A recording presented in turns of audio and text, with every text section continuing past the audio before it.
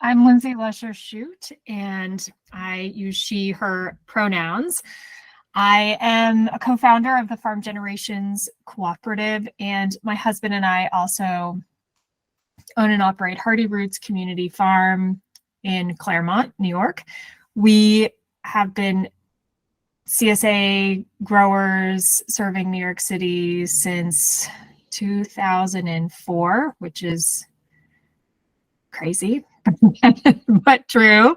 It's been, starting from one site at a community garden to now 7 sites that we distribute to. And we also participate in local produce link. So provide bulk CSA shares to emergency food providers in the city. So Farm Generations Cooperative, that is my full-time job, and our goal is to provide excellent software for CSA farmers, software that is owned cooperatively. We are an agricultural cooperative. We are a marketplace, so farms such as Hardy Roots have shops on the software, and then we provide all sorts of tools to, serve CSAs and all the intricacies of CSAs in New York City with different types of shares and different options for core group members that we're going to be talking about. Anyways, we'll go into that in detail, but basically, I'm here to talk a little bit about Hardy Roots, but mainly about Farm Generations and Grown By, which is software to help CSA farmers.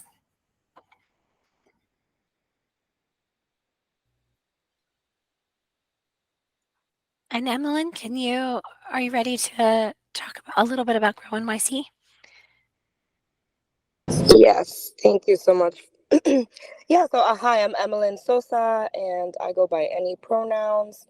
And I serve at Grow NYC as a program specialist for our program called La Nueva Siembra, which serves beginning farmers who are Spanish speaking and are mostly located in upstate New York, but we also do support farmers that are within the radius of the green markets. And just to speak a little bit on the organization, so our network of green market farmers, markets, and farm stands ensures that all of New York City has access to the freshest, healthiest local foods. There's also other programs that we have, like the Zero Waste program. We also support community green spaces and are very well involved with environmental stewardship and supporting educational programs for children. And the department that I'm mostly involved in is our farmer assistance program, which is which is a large department that focuses primarily on supporting farmers. So I'm super excited to have collaborated on these workshops because we want to make sure that beginning farmers understand the different models available to them as you're thinking about formulating and establishing a farm business. So I'll stop there and give it back to you, Kara. Wonderful. I'm Kara. I use she, her pronouns. Sorry, I've been talking a lot, but I haven't said who I am. And I work for Farm Generations, and I have experience as a commercial vegetable grower. But now I'm full-time at Farm, or I'm part-time at Farm Generations, and I live in New York. I'd love to go around, and we can start with Christina, who can do a basic who everybody is, what pronouns you prefer to use, where you farm, what your farm name is, and if you've been a member of a CSA or a CSA farmer. So Christina, if you want to start, and then I'll ask the next person to go after you're done, or you can call the next person. Thanks, Karen. And again, we'll hear a lot from Christina today, so you'll be left wanting a little bit more after this short introduction. Yes, I'm going to keep it very, very brief so we don't spoil the good bits later. As you know, my name's Christina. I use she, her pronouns. I am the farmer and owner of Choi Division. And we're located in Chester, New York, which is about like an hour and a half outside of the city. And we specialize in growing Asian vegetables. And I have been I've been operating a CSA for the last 4 years. So I will leave it there. And let's see. So I shared in the chat both a link to an agenda for this morning or for today. And I also shared a link to a workbook that we've been working on that is really the support document for this. Because while I am so appreciative of everyone spending 4 hours with us this morning, 4 hours is not even enough time to talk about all of the intricacies of building a really a CSA that sells into the city and has all the sort of things that make it a successful business. So we felt like this support document, which is still happening, will be kind of a guide to go along with this. So we're going to run through a little bit of the background on CSA. We're going to talk about core groups, distribution locations, kind of all of the things here. Like I said, if you want to open that agenda that's in the chat, you'll have a better view of what today brings. And if you find that you need to take a break here or there to, stretch, get a cup of tea, anything like that, you kind of can see what's coming up. We'll have a few activities at the end, and then there'll be an evaluation at the end, which I really would love for everyone to contribute to, because of course this is grant funded, and we have to tell the USDA what you thought of it. All right, so for a little bit of background on CSA, so it sounds like there are some folks here who have been CSA members. And there's, I'm sure, lots of folks who have other experience with CSA too. Kind of classically, CSA is a system, it stands for Community Supported Agriculture. It's a system in which, thank you. I will, Lindsay, if you could go into our Google Drive and just make sure everyone has access to both of those things, that would be really helpful while I talk. So with a very classic CSA, members prepay for a share, and then for a share of the harvest of the farm, and then they pick up each week through the season. And that was really set up to provide a share in the risk and the bounty of the farm, and it allowed farmers to know how many people they were growing for, to have the money up front at the beginning of the season when their costs were higher. It was a way of really building connection and community between farmers and eaters. And that model, it's not the most novel idea, right? The idea that like people could prepay, or that we could know who we were growing for, or something like that. And so there are variations of that around the world. And in the 1980s, that a group of farmers in a group of farmers in the US, two different groups of farmers in the US, started to adopt some models that they were seeing in Europe, and that was where the words community supported agriculture started to be used in the United States. And in 1991, Roxbury Farm, which is in the Hudson Valley, began delivering shares into New York City. And that expanded a bit in 96. And this sort of model of how CSAs worked in New York City began. And in this New York City model, and Ruth will talk a little bit more about this, there are core groups of volunteer members who manage the site and manage a lot of the location-specific tasks like distribution, member and volunteer management, outreach. And that kind of grew out of the fact that it was hard for a farmer to go into New York City and know enough about the neighborhood to do all of those tasks. And that has kind of evolved over the years, but is still really the foundation for a number of firms that have really strong CSA offerings in New York City. And the core groups can be really robust and incredibly supportive to the farmer. So we're kind of talking a bit about that model today. And outside of the city, And in the city too, certainly there are a lot of different variations on the CSA model, right? We see spend down CSAs. We have seen a growth of like free choice CSAs, where boxes are really customized and customers can still choose some of the things that they get.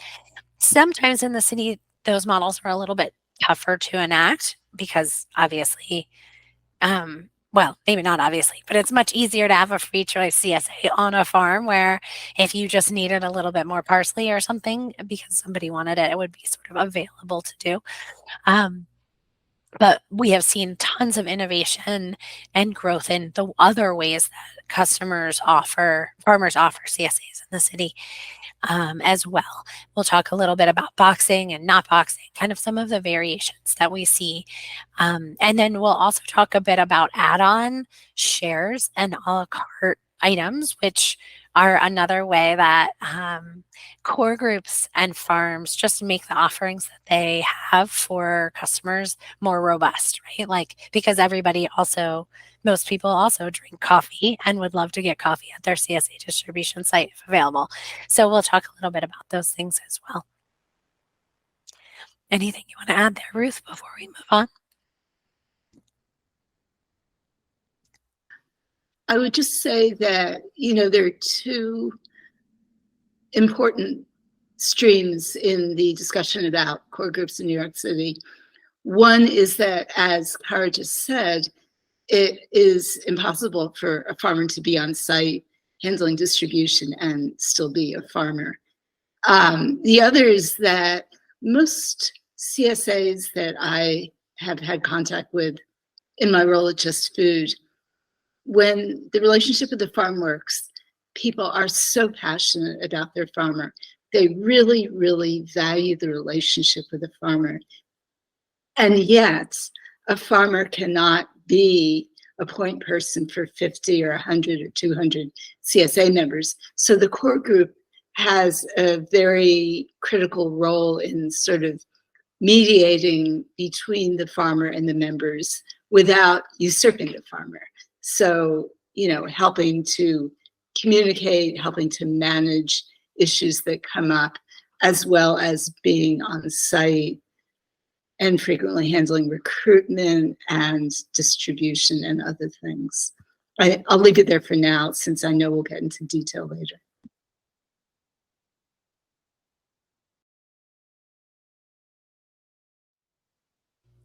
Christina, do you want to talk about Joy Division?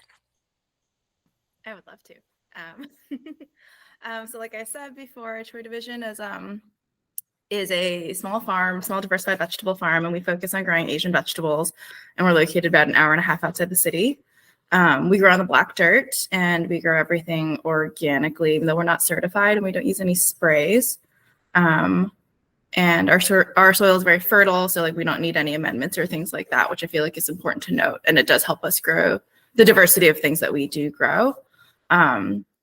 So I started the farm in 2020, very difficult time. And I started the farm. I didn't intend to start the farm that year. I had come to Chester to apprentice with another farm. But because it was COVID, I got furloughed for a couple of months, and I was like, well, I was going to start my farm eventually. I guess now as good a time as any. I just moved out of the city. I moved out of the city to farm. So I was like, let's go, let's do this. And the farmer allowed me to use some of the land. So I had access to resources and things like that. So I was like, well, we'll get started. So I started on maybe an eighth of an acre. And then I was given my job back. So I ran my first year of the farm, working full time on one farm and then running my CSA. It was very small for that reason. It was about 15 members, maybe just under, maybe 12, on that very small parcel of land.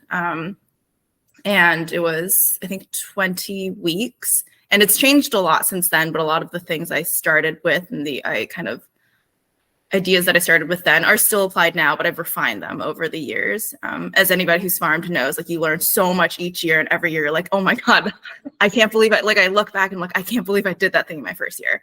So it's kind of cool to kind of see how much things have grown. And so every year the farm has grown a little bit. We're very mindful about how quickly we expand, since it's really me as the full-time staff crew doing everything, running the business and on the farm. I had some part-time crew this year, but they were really like newer and less experienced. So there's still like a lot that I have to handle that other people can't necessarily do. So this year, at the closing of year 4, I was at about maybe like 1.5 acres to 2 roughly. Not everything was in production at once. Our CSA has grown to about 50 members. And I personally drive the CSA every week. Last year I had a friend do it for me, but I couldn't find a driver this year. So every Friday I drive down to the city. I should say on Wednesday, Thursday, we harvest everything. Thursday, we pack all of our boxes. There's only like one option because I don't have the capacity to offer small, large. I don't have the capacity to offer like customization. Like we're not there yet. Things will just fall through the cracks if I do that. If I offer like an A, B week option, we just can't. We're not there. People have asked and I'm like, you know what? I'm just going to make a mistake. You're going to make a mistake. Let's not do it yet. And the only customization we offer is whether or not you want to have chili peppers in your box, because I really love growing chilies, but not everyone wants spicy food. So that's kind of like a fun thing that people can choose whether they want it or not. So Thursday we pack all of our boxes. Friday morning we load up the van. Then I leave a few boxes here on the farm for our on-farm pickups. And then we drive down and we go to Astoria. We drop off our boxes at Astoria. Then we go to Clinton Hill. We drop off our boxes there. And then we go to East Village. And then we come back up. So it's about like 6 to 8 hours, depending on traffic, every Friday. And core groups are new to me. I've never heard about a core group before. So now that I know about it, I'm very excited to see how that could actually potentially impact how I manage the CSA in future years. And I think also something that people don't know about the farm is that I actually never started the farm with the intention of doing a CSA. I always wanted to do markets. I love the idea of like the customer interaction and setting up every week and getting to know the vendors and like that whole thing. But because it was COVID when I started the farm, and because I kind of started it in like I didn't have a lot of time to plan.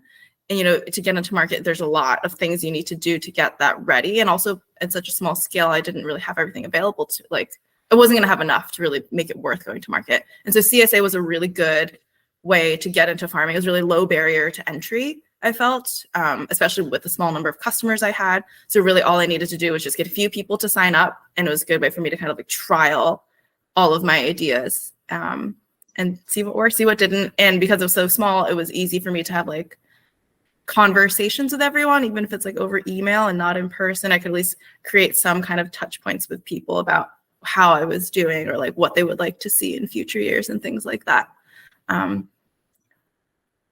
Well, I can keep going, but I'm not. Do you want me to cover more about the history of like the CSA and the farm? What do you want to talk about? Give us a couple more points, and then we will be hearing from you in each sort of section of the training today. So I think we also have a section for questions at the end. Although if people have direct questions for Christina as she's talking, throw them in the chat.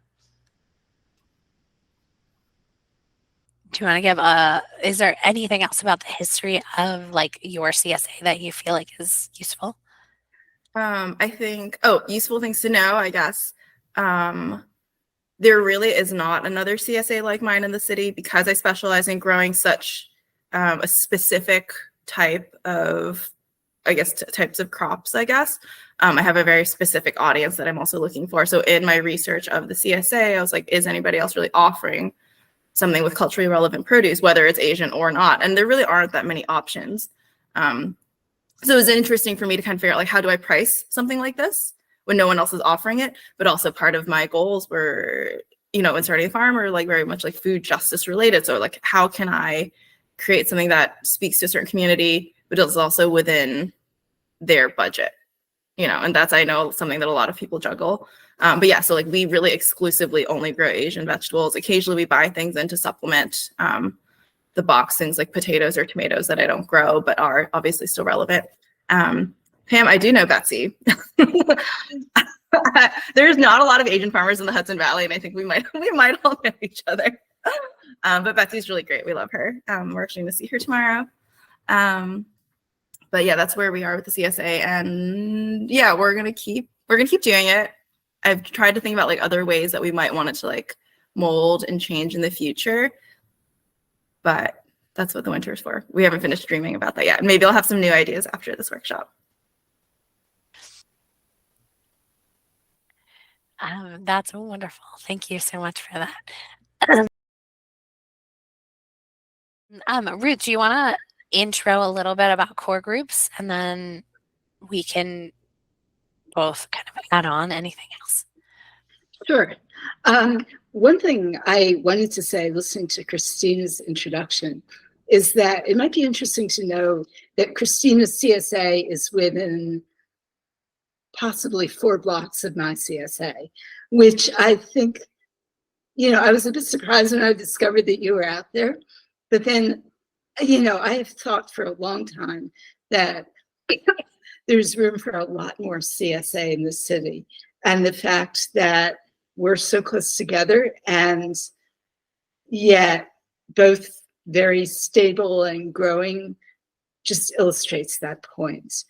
And your CSA sounds great. I would love to do it if I didn't have one, or be a member, that is. Okay, so core groups, as I said,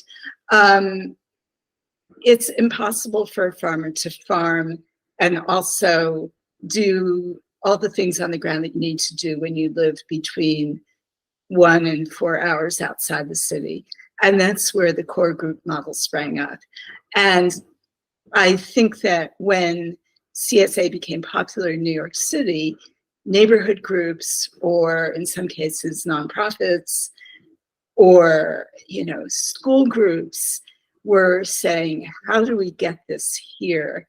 And so Just Food's role became and continues to be one of sort of brokering interests between the group in the city and the group upstate. And I know that, when I hear of CSAs outside the city, typically pickup is on the farm. And so sometimes members actually work on the farm. And obviously this is, with a very few exceptions, just not possible in the city. So that's where core groups sprang up. We recently surveyed CSAs in the city, thanks to this grant, and found that core groups can be anywhere from 2 or 3 very hardworking members to as many as 10 or a dozen, in which case the roles are very diversified. Typically, but not always, the farmer supplies, it's basically a volunteer model, but the farmer will sometimes give free or reduced price shares to the core members, and who may keep them or sometimes also use them to subsidize shares for low-income members. So that's a choice that the core can make. And the reason that free or reduced shares are baked into the model is because, essentially the core group takes the place of labor in a large or a small way. The most basic core roles are, I'll go over this just one by one. One is handling distribution. And that means that the farmer's role is to get a truck with boxes or bins full of produce into the city, to a location that has been settled on by the core and the farmer. And you need people to unload the truck, set up the produce so that people can pick it up, and keep track of members, sign them in, sometimes also facilitate extra shares. And then very, very critically, at the end of distribution, there are almost always vegetables or produce left over. And typically core groups handle getting the produce to donation to groups that, food pantries or other groups that can distribute extra produce to people in the community who need food. And obviously the core also makes sure that they're good neighbors to the site and will keep it clean and so forth and ready to be used the rest of the week. That's one really important core role. Other roles are recruitment. You'll hear more about the Grown By platform later and its role in recruitment, but a core group on the ground in a New York City neighborhood can do a lot of work, or sometimes all the work, in bringing in new members. Sometimes, I started with my CSA in 2002. And at the time, we brought in members by putting flyers up on light poles and tabling at PTA meetings or green markets.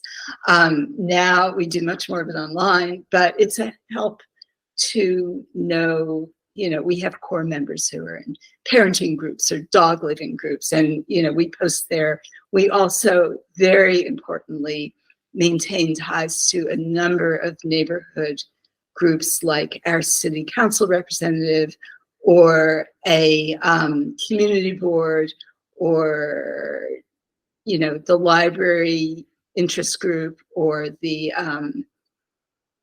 merchant groups, the business improvement groups. And they all have mailing lists and have ways of getting out the word, which is especially critical when we think about recruiting low-income members. Because my neighborhood is so diverse, and I'm speaking, I realize I will go back and forth between speaking as a core member and speaking as a just food person. But, like many CSAs, I am in a very diverse neighborhood economically. It is much, much easier to fill the high income slots than the low income slots. And so, because this is core to our mission, core to Just Food's mission, I think core to the way many CSAs operate, we put a lot of energy, and I mean core energy as well, into finding members of the community who are not well served frequently by high quality food options, and bringing them to the table. So recruitment's a big deal. And then the third really important role is communication. And as I said earlier, a farmer, most CSA members we find feel very proprietary toward their farmer. They love knowing the person who grows their food. And that's one of the things that makes people stick with the CSA, is just, you know where your food comes from. At the same time, the farmer cannot be there. The farmer cannot answer every email. And so the core group can facilitate both on a very practical level, sometimes by handling payments. And there are ways to, again, Grown By has a model that I think is a really cool and interesting one. There are other models, but where a core group most frequently steps in is knowing members face to face, so that when members run into glitches or run into issues with payments, the core member who might be handling that sort of thing tends to know the person. And that is something that is really important, as far as, the farmer does not want all the interaction as far as payments and things like that. They can't. So that's another core role. Did someone want to speak? R, do you have a question? Yeah.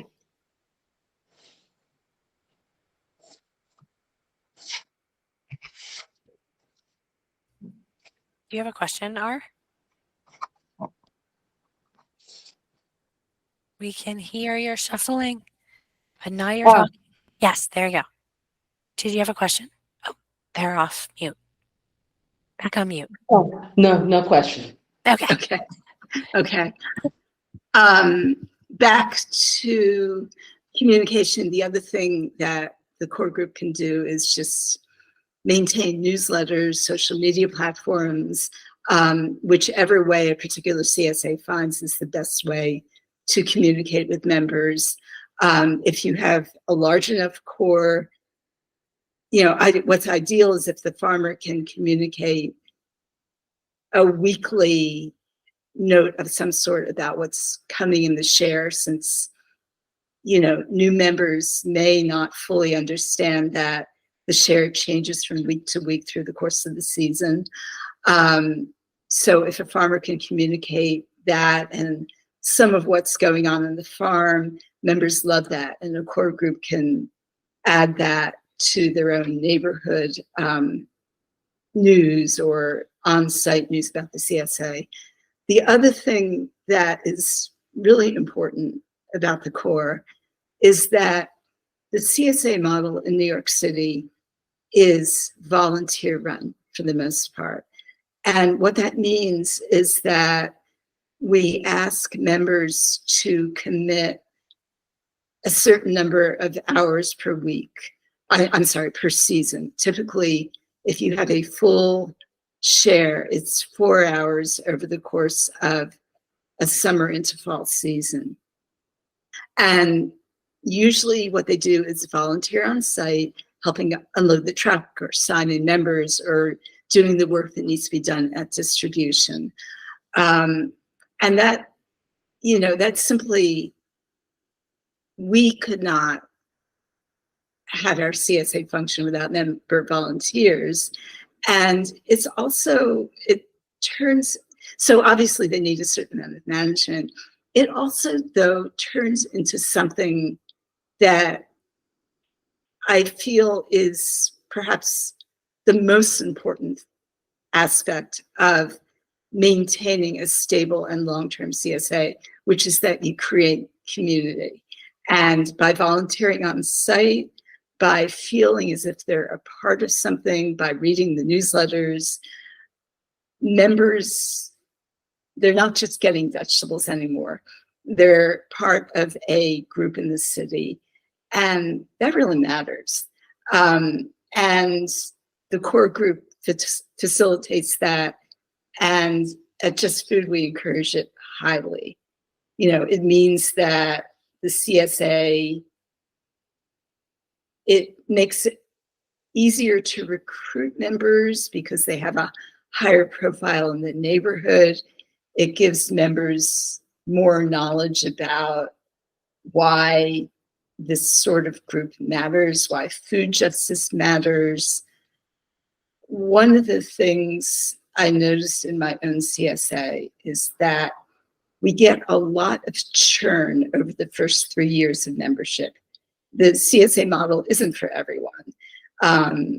Not everybody is a crazy foodie. Some people love to buy their own food that they want at the green market or the supermarket. But the members who stay into the 3rd year and beyond tend to say in our annual survey, they really value the community and they really value being part of the mixed income CSA. And so that's been, at Just Food, that's kind of the North Star for us. That is really a guiding light in terms of why this matters and why we do what we do. The other thing I will say about core groups is that sometimes in New York, another model is that either that a nonprofit will also sponsor a CSA, either with a core group that's sometimes smaller or on their own. And if that's the case, then sometimes paid nonprofit staff can also do some of the work that an all-volunteer core would do. So that's kind of a very, very brief overview. I can circle back, or I can also go into a bit more detail about how you diversify the core roles. It looks like DK has a question. Okay. So let's hear that question. And I think, Lindsay, it might be helpful to hear a little bit from like Christina mentioned that she doesn't have a core group. Although maybe if you think like, oh, is there like one person who really helps me the most at this site? But I think Lindsay can talk a little bit from the farmer's perspective about the core group. But let's hear from DK first, that question that they had. Thank you. So I don't know if this is a core group question or this is just a CSA question in general for our presenters. I hear a lot in the community in my daily travels wondering about how can CSAs be better partners with local farms and gardens in a way that really does create community and collaboration and doesn't have local farm and gardens, feeling excluded or left out, particularly in the 5 boroughs. A good number of the CSAs that I've been in community with and or in contact with, some of them have been very positive experiences. Some of them have been very negative experiences. And the majority of these CSAs coming from rural areas. So I'm very curious to know, when you speak, Ruth, about building community, what are some things that rural CSAs can do so that it's not a rural city kind of thing, but it's an all community kind of thing? Because you have local farmers and gardeners saying, you know what, maybe we don't meet the exact requirements to qualify to be a CSA, but our voice still matters. And we are growing here locally. And now here comes a rural space kind of encroaching upon city spaces. So how do we make this not a competition, but how do we make this a partnership truly between rural and city? DK, that is such a good question. And the answer is not easy, but it's important. First of all, I think that there is in New York City enough people who care about and want affordable options for good food, that if someone is feeling that it's a competition, we're not doing our job right. I would say frequently, if a rural CSA comes, if a farmer from outside the city wants to start CSAs in the city, they might not know that local gardens are operating and might feel as if someone's encroaching on their turf. We actually do have CSAs that operate out of community garden locations, and I believe do so without a feeling of competition. And if you're interested, that's something I know of, a couple that I could suggest you might be in touch with to answer some of these questions. But as far as partnership goes, we do have farmers who partner with local food vendors, usually in ways that are not competitive. So that, for instance, if a local vendor were to come to my CSA and say, for instance, this is a real example, I am growing bees on the top of my building. Can I sell honey on your site? We do not have honey in my CSA, so the only possible answer is, oh my gosh, yes, when would you like to come? It gets a little more complicated if what you're growing is the same as what my rural farmer is growing. But I would say that I think anyone coming from outside the city should be mindful of who is here already and be eager to work with them, and not to compete. And that is exactly what Just Food can and should be, and is willing to help facilitate we do not want people to feel as if they're being excluded from the conversation. So I'm going to stop talking now, but I don't have an easy, obvious answer because it's a complicated question. But I would say, please be in touch with Just Food and let's talk about it and make sure that if you're growing in the city, that we're helping you further your market and not cutting into it. Is that help? Maybe I can just jump in a little bit. So Hardy Roots Farm started at a community garden. I started a community garden in East Williamsburg, the Red Shed Community Garden, and that is where we started our first CSA site. I was actually living in New York doing gardening, and then my husband moved upstate to start Hardy Roots, and then we started our distribution network there. Over the years, it's been a very fruitful relationship for both the garden and the farm.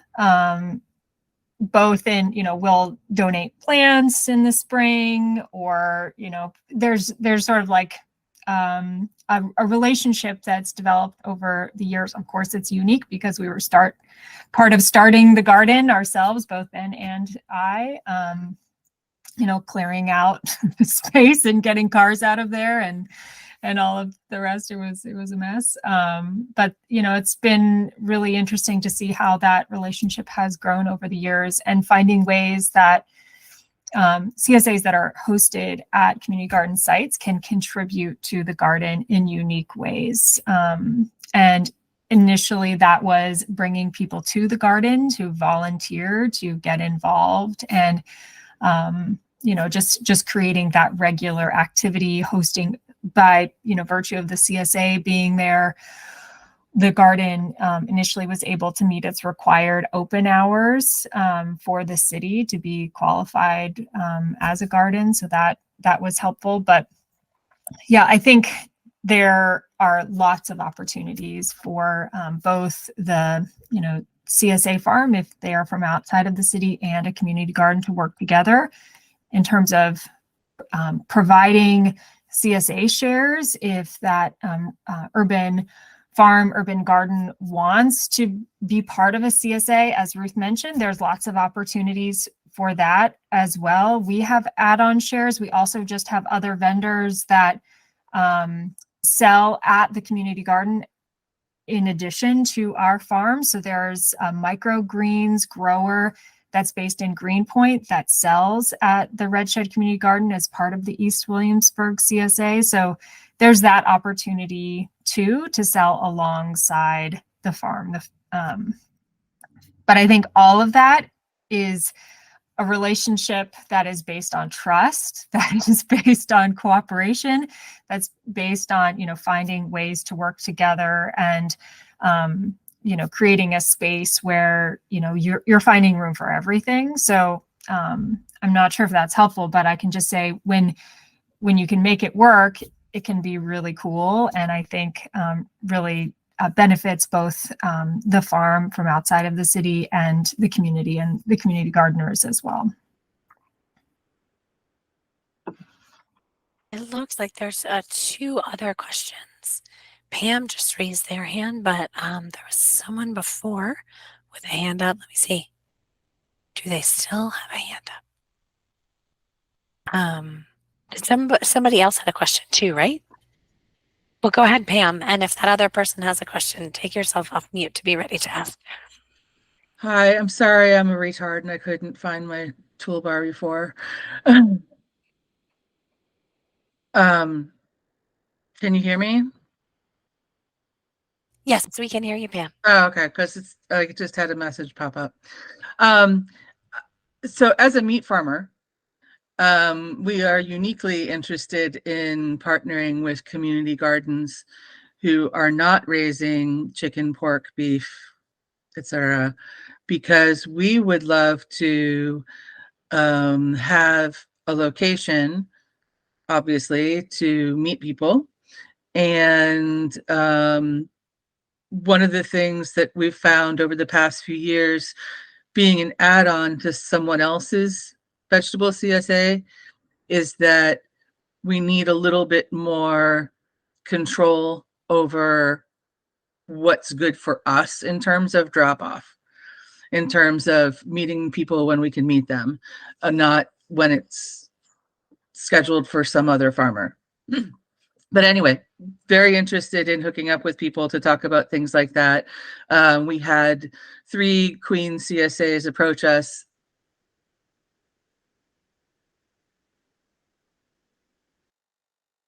Did we just lose Pam? Can't hear you now. I have really bad DSL. We can hear you again. Okay, sorry. I have very rural end of line DSL, so I loathe this kind of meeting because it just I can't participate as much as I'd like. It's really hard. But anyway, we're very interested in connecting with people who have the veggies, herbs, whatever on the ground and can provide something that you don't have. Okay. Yeah, and we'll be talking a bit more about add-on shares a bit later in the day.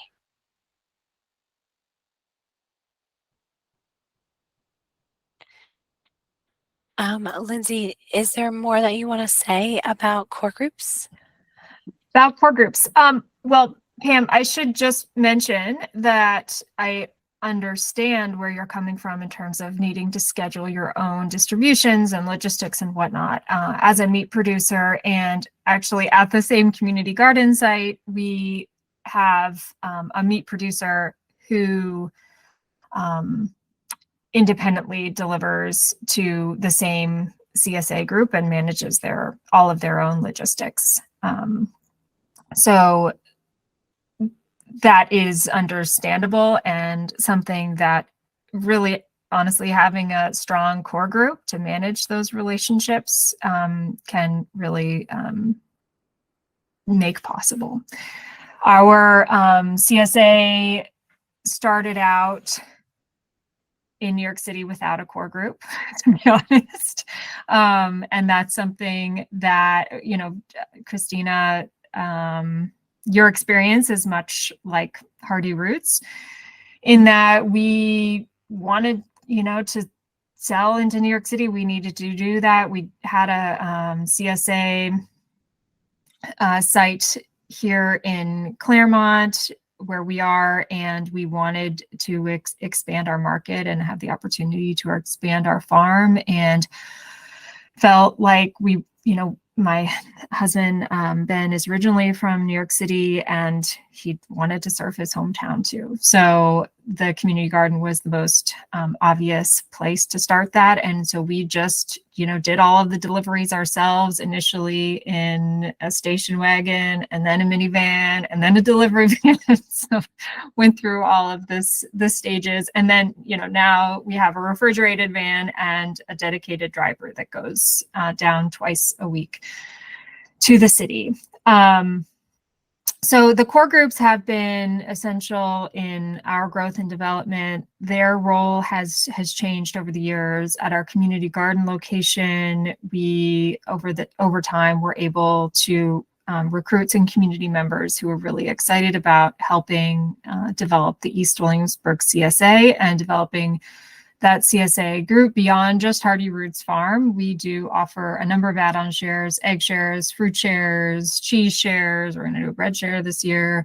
But also there's a microgreen share that is managed totally independently. I think they've done coffee from a fair trade coffee producer, pasta, and my co-founder at Farm Generations, Mike Parker, develops Sleeping Lion Farm beef. I think once a month is when he comes. I don't even know. But the reason I don't know is because the core group manages all of that and is able to manage all of the various producers that sell to that site. We have always, at that particular location, received payments ourselves, and initially by check and then by credit card. At other locations, and particularly those that Just Food helped us establish relationships with in Bay Ridge, in Brooklyn, on the Upper West Side at Rutgers Church, and our Greenwood CSA as well. We initially, early on, the core groups would take payments for us, check payments, and then over time, we felt like it was a little bit easier for us to sort of manage our member lists and payments on our own, in part because core group members are volunteers. We do compensate them with free CSA shares. We also contribute the farm and our membership to site fees, which we'll get into to support the operations. But there is turnover in the core group. So that was part of our journey, is sort of taking some of the business side into the farm operations, which has worked well, but that doesn't mean the core group isn't still essential for the day of logistics, for marketing the CSA, handling member questions. Our core group members have always managed donations and sliding scale options for members. So they have, there's just no question that for us, we now have overall about 800 or so members in the New York City and Hudson Valley region. There's no way we would have been able to sort of reach that size and scope without a lot of community partnerships and without some really amazing core group members that help us manage those site locations in the city. I basically agree with everything Lindsay said. I also want to add something which I think is important.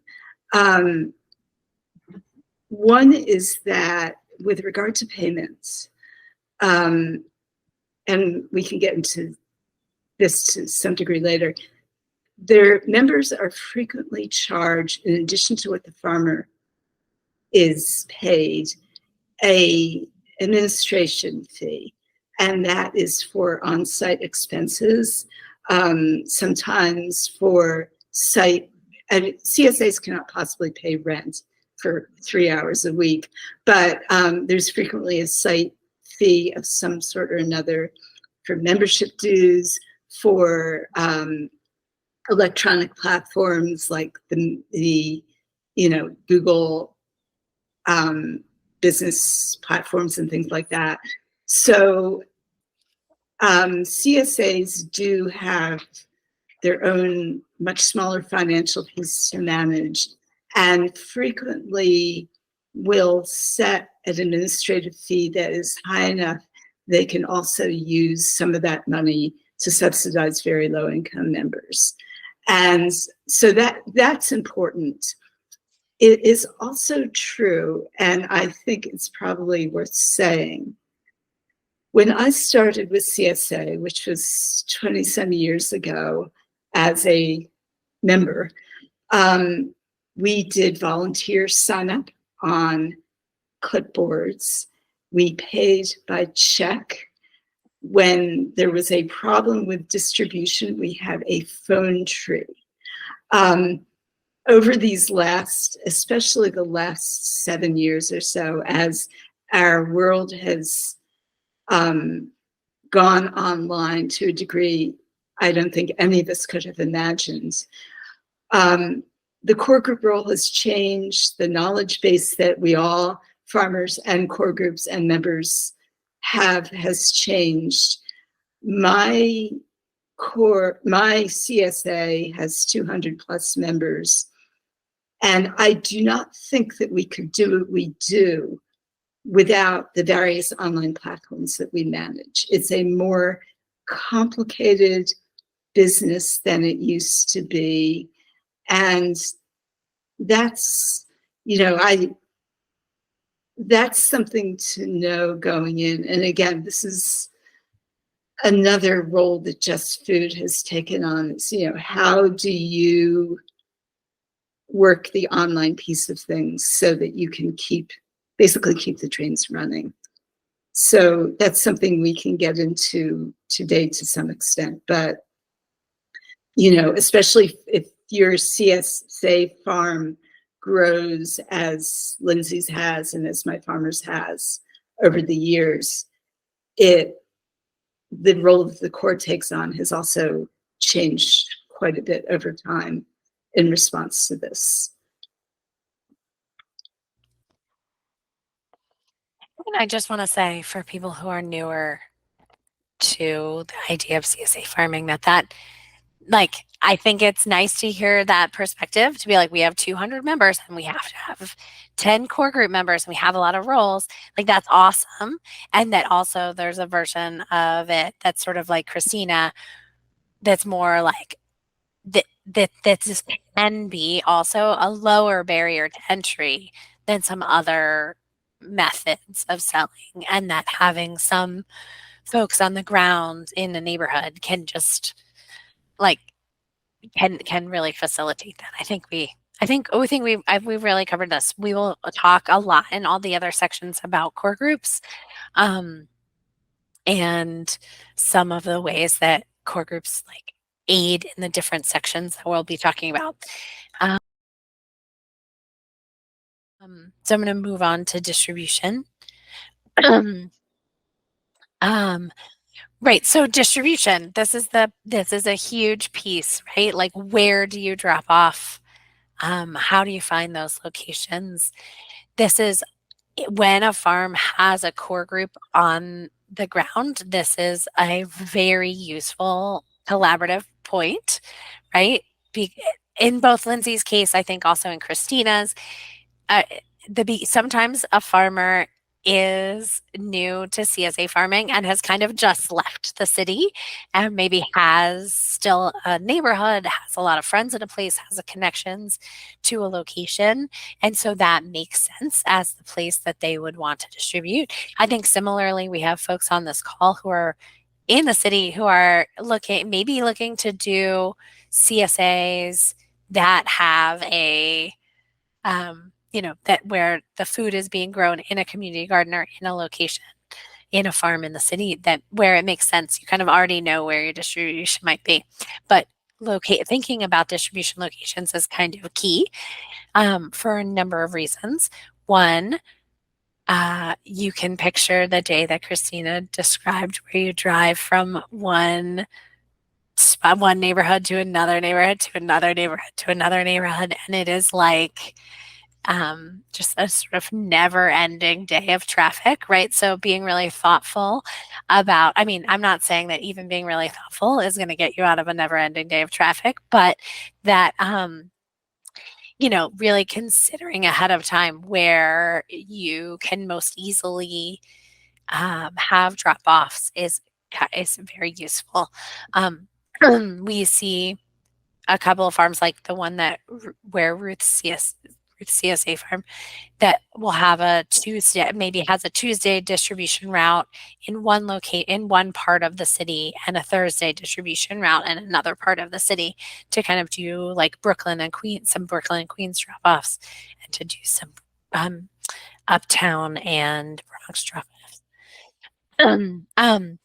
And some of this is just really logistical and sort of boring, right? Like thinking about parking and thinking about hand trucking and thinking about, like, is this a parkway where I cannot drive a delivery truck? That may not be a big issue in your first years where you're delivering in a Honda Fit or a minivan or something like that. And then it can become a much bigger issue when you want to upgrade to a vehicle that may have commercial plates or something like that. So I think kind of knowing those rules and thinking about them ahead of time, and as always, as any farmer would do, like thinking about like how you will grow, and making sure that you choose a distribution spot that you think will work for you now and that you hope will work for you in 5 years also, so that as you expand and that you still have sort of space for that. Ruth also touched on the idea of having a distribution location that is really close to another one.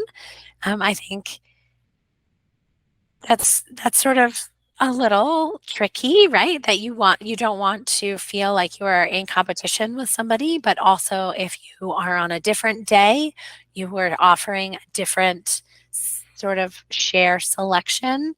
If you feel like you have a different sort of group of community members that you feel like you're serving, that can still work really, really well. And as you know, and it can mean that you can still serve a community quite well, and a community can have more offerings. Again, if you have a core group, your core group may be able to kind of give feedback on if that, like, why one distribution location would or wouldn't be competitive with another. Because of course, no one's really looking for competition. Also, you may find that the other CSA is quite large and maybe doesn't have capacity to take on more members. So you may be looking at a neighborhood that has that is that has a thriving CSA, but that another one would not take away from that option. I mean, we have certainly, like, you could brainstorm a list of different houses of worship, community centers, community gardens, libraries, YMCAs or gyms. There are distributions in schools, like the Clinton Hill one in this picture. There are distributions at farmers markets. If you are already selling at a farmers market can be a really useful place to offer some CSA shares, and you may be able to do something sort of non-traditional as well, if you're interested in that. So certainly that can be a way of just having a little bit of extra sales or community or commitment if it works within that farmers market and that works within the rules of the farmers market. And then we also see CSAs in private locations. I think that isn't necessarily that Just Food model or that original idea, like, let's have a CSA distribution in a bar or a bakery or a coffee shop, because those aren't necessarily spaces that have tons of extra storage for your stuff, for farm stuff. But it can also be a really lovely spot, like there are coffee shops and places like that, and bars and health food stores that have a bit of a thriving community already associated with them. And in the case of bars and restaurants, like, sometimes they have open hours during a day where they could serve, like, they could be open to allow CSA members to pick up, but when they weren't otherwise doing some sort of service. Parks are also on here. Parks, I think, can be a little bit complicated. Ruth earlier mentioned working with community boards and, just sort of knowing the rules of distribution locations and what is or isn't going to be allowed. You will want to think also, in addition to the boring, like, logistics of parking, excuse me a second, of parking and curb cuts and stuff like that, you're thinking about, like, do I need tables at this location?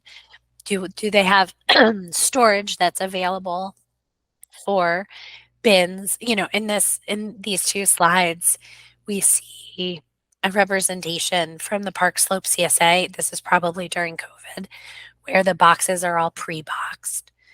And in a distribution like that, the members come and they take that box away, and then they take the box home. Maybe they bring it back the next week, but maybe not. And so there doesn't have the same amount of storage requirements. In the 607 CSA, we see those reusable totes. And I think that's probably what both Park Slope and Clinton Hill have gone back to post, as sort of COVID has become. But anyway, as the farmer has changed, that if you have reusable totes like that, you have to have a place to store them. And so storage kind of becomes a sticking point sometimes for distribution locations, making sure that they have that the core group has enough, or the business has a place where that can be stored.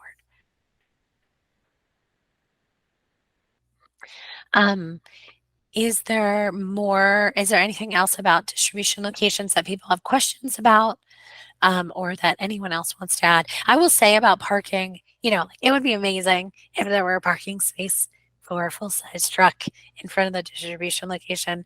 That is not the case always. Rarely, probably. And so, just considering the way that parking and moving bins through the location is going to happen is kind of key, because that nothing ruins your day quicker than parking tickets. And I think as a farmer, one likely has like a budget line item for parking tickets. But it still doesn't feel good. And if there's a way to avoid it, you get to keep that money that you otherwise would have given to the New York City DOT, and also just make the driver's day and the farm's day go more smoothly. Christina, you have something you want to say? Yeah, I would love to kind of contextualize a little bit of what you said with the experiences that I've had and how I've kind of gone through location selection in the places where I have my drop-offs. So for me, it's because I'm from the city originally, so I already have like a different perspective on like where I want to have things, right? Versus like a farm who's coming into the city and maybe doesn't have any understanding of like neighborhoods and demographics and layouts and stuff. But even then, when I went into it, before I did it, I like kind of put out a survey on my Instagram, basically. It's like, where would you like, this is the type of CSA I'm trying to set up. Where would you like to pick it up? Basically trying to just find out where my potential customers might live or where they might work, what is convenient for them. And that is also how I kind of did a little bit of research on my distribution day and time as well. And then a lot of it also factored into like, what are my also needs? So this is like the benefit of running your own business and your own farm, right? So my first year was, I think it was always in Astoria. I had gotten in touch with a bakery that was starting in Astoria, and the baker is Chinese, so they were interested in supporting my work. I was interested in supporting their work, so that felt like a natural fit. There were people in Astoria there's a lot of like younger people who are there. My demographic tends to skew towards like younger Asian Americans, and they don't want to travel to Flushing. They don't want to travel to Chinatown. There's really no access for Asian produce there in general. So whether you're looking for organic or not, just having the access to Asian produce, I think was like a good fit for the area, and it's like very residential, and also right off the bridge. Great. We love that. And then originally we were in Williamsburg before we were in Clinton Hill. And that was because I had somebody who offered me a space to use there. But honestly, the traffic was so bad there and I hated going there. It was always a nightmare. And so that was a huge reason why I decided to leave that location. And I found out that most of the customers coming to Williamsburg didn't even live in Williamsburg. A lot of them lived around the Clinton Hill area or like in a place that was an equal amount of travel to Clinton Hill versus Williamsburg. So it's like, why don't we go somewhere that's a little bit easier for us to get to, where more of my customers are actually based. And then for me personally, like I knew somebody in the area that I wanted to like go hang out with. So it was like a nice way for me to combine like a work thing with like a social thing. Since I'm not in the city very often, unless I'm doing delivery. So it was like a nice way to kind of make my normally long traffic filled day a little bit more tolerable. And so my Clinton Hill location now is actually at my friend's house, and they've offered that spot, and it's really nice. It gives us a lot of flexibility if people like miss a pickup or like are delayed at work, things like that. And it gives us like better hours too, because we're not beholden to like a shop's hours. And then the last one in the East Village, we've always wanted to keep one in Manhattan, even though that's actually like our least popular one, I think, because people have the most options to shop there. And that is actually at our friend's shop. So it's another thing where like I had a personal relationship with someone. She opened a plant store. She wanted to bring more footfall to her store. And it kind of like worked out for me. Like they do have some cold storage. They had space to store the boxes in the front. They have really good hours for what I needed. So it felt like a natural fit to go there. I think one of the best benefits of doing it in a private place, especially like the bakery, is that it's been a really symbiotic relationship. So the people like coming to pick up their CSA are now also buying pastries or staying for lunch. And then it doesn't always work out that way, but in this case, it really did for them. And then now we also have this other relationship where sometimes they'll buy stuff from the farm, and then they get free delivery, right? Because I'm coming there anyway, so they can buy a small amount and it's fine. But even better is like they make their own hot sauce, and I've been able to move a lot of my peppers through them, and like no money changes hands. they take the peppers, they make the hot sauce, we split the cost of packaging, and then we both take half of the product. So like out of reaching out to like a private location to have a CSA drop off, we've been able to build a stronger relationship that is really beneficial for both of our businesses. I have a question in there. You said we've always wanted to keep a location in Manhattan. And I thought, oh, why? I think for just to reach as many people as possible. You know, I want to give people the opportunity for access. Maybe downtown is not always going to be the place. Maybe uptown is more likely, kind of looking at where people are and what they're looking for. But it just felt important to me, like, ideally, if I could, I would also go to the Bronx. Like right now, just like as one person, I don't have that capability. But as I feel okay to say this as somebody who's grown up in New York, but like people do not want to travel out of their neighborhood, right? So even if they're interested in my CSA and they live in Manhattan, they're not going to Brooklyn. So it's like, if I want to serve those people, I need to have something that's like a little bit closer to them. And it's amazing how much of a difference it can make if you're like in the East Village or the West Village. Like it can still take people like an hour or something crazy to get from one location to the other, which in reality is only like 2 miles away or something, you know? So I'm very mindful of trying to like really spread things out in an even way so that as many people as possible can take part if they want to. I want to say just a couple more things about location. One thing to think, well, first of all, Just Food has on their website, which is justfood.org, a very helpful map, which gives the location of many, though not all, CSA locations in the city. So that might be a help as far as seeing what neighborhoods are served and what aren't. As far as driving into the city goes, I would strongly suggest that your first places to look, if you're not sure where you're going, are near whatever the major highway is that you come off of. You know, if you're coming in from Long Island, you've probably got a better access to Queens. If you're coming in from New Jersey, maybe Manhattan or Staten Island or Brooklyn are better options for you. So, think hard about like how you get into the city in a best case scenario. What Kara said earlier about Windflower Farm, my farmer, splitting their locations in the city into Tuesdays and Thursdays by uptown as versus Brooklyn and downtown Manhattan didn't happen immediately. It happened over a number of years of realizing just how crazy it is to try to get to 3 different boroughs in one day. Another thing to think about is a location that might be a place with the broadest neighborhood access.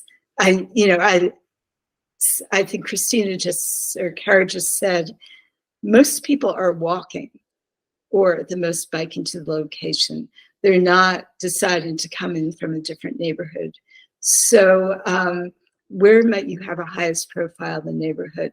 That's where, for instance, a school or a park can be a place that gets a lot of foot traffic, or a built-in community that might be interested in joining a CSA.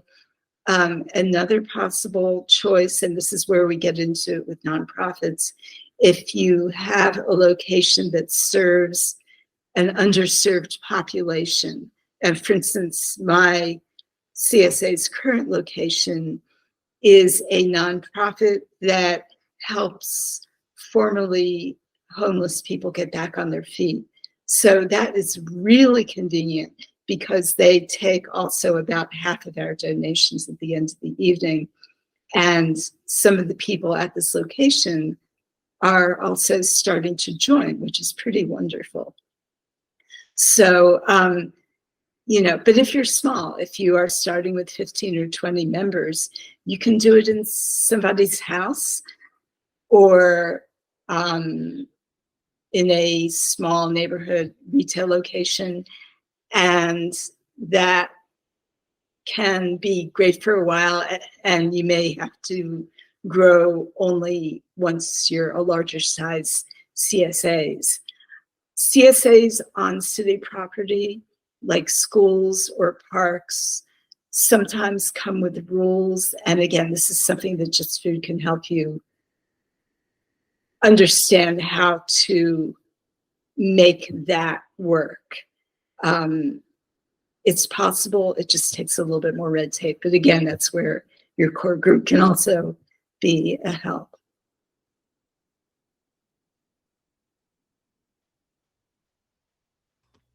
Okay, so I just put that link again. I just kind of double checked to make sure that link was working the way I'm hoping it is for the CSA workbook. And that workbook kind of goes through even more details about all of this stuff. We do need to move through this a little bit more quickly so that we respect all of your time and get where we want. This is a lot of stuff. So if you want to think about insurance rules or whatever, so you might find some details about that in that workbook too. So there's more about locations and distribution. And we're going to talk really a little bit more quickly. Again, this is another area, like how to price a share or how to build a share is like a very complicated conversation. Can be a very complicated conversation. We're going to hear from Christina about what she does in kind of a unique share.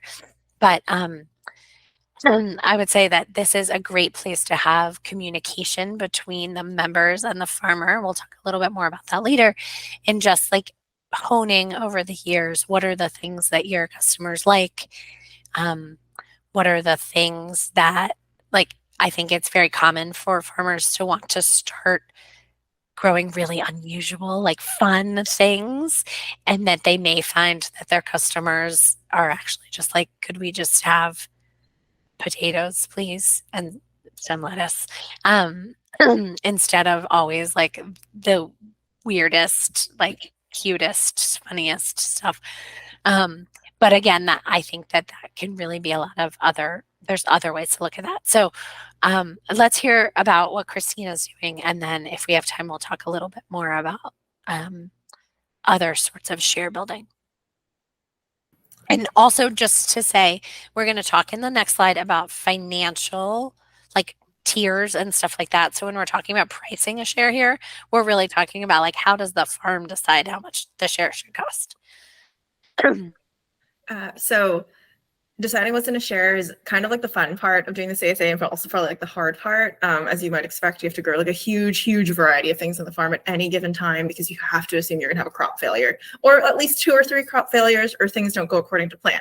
So it's like I aim to have, I think like 6 to 8 on average, but sometimes we'll go a little bit more if we need to, 6 to 8 items per box.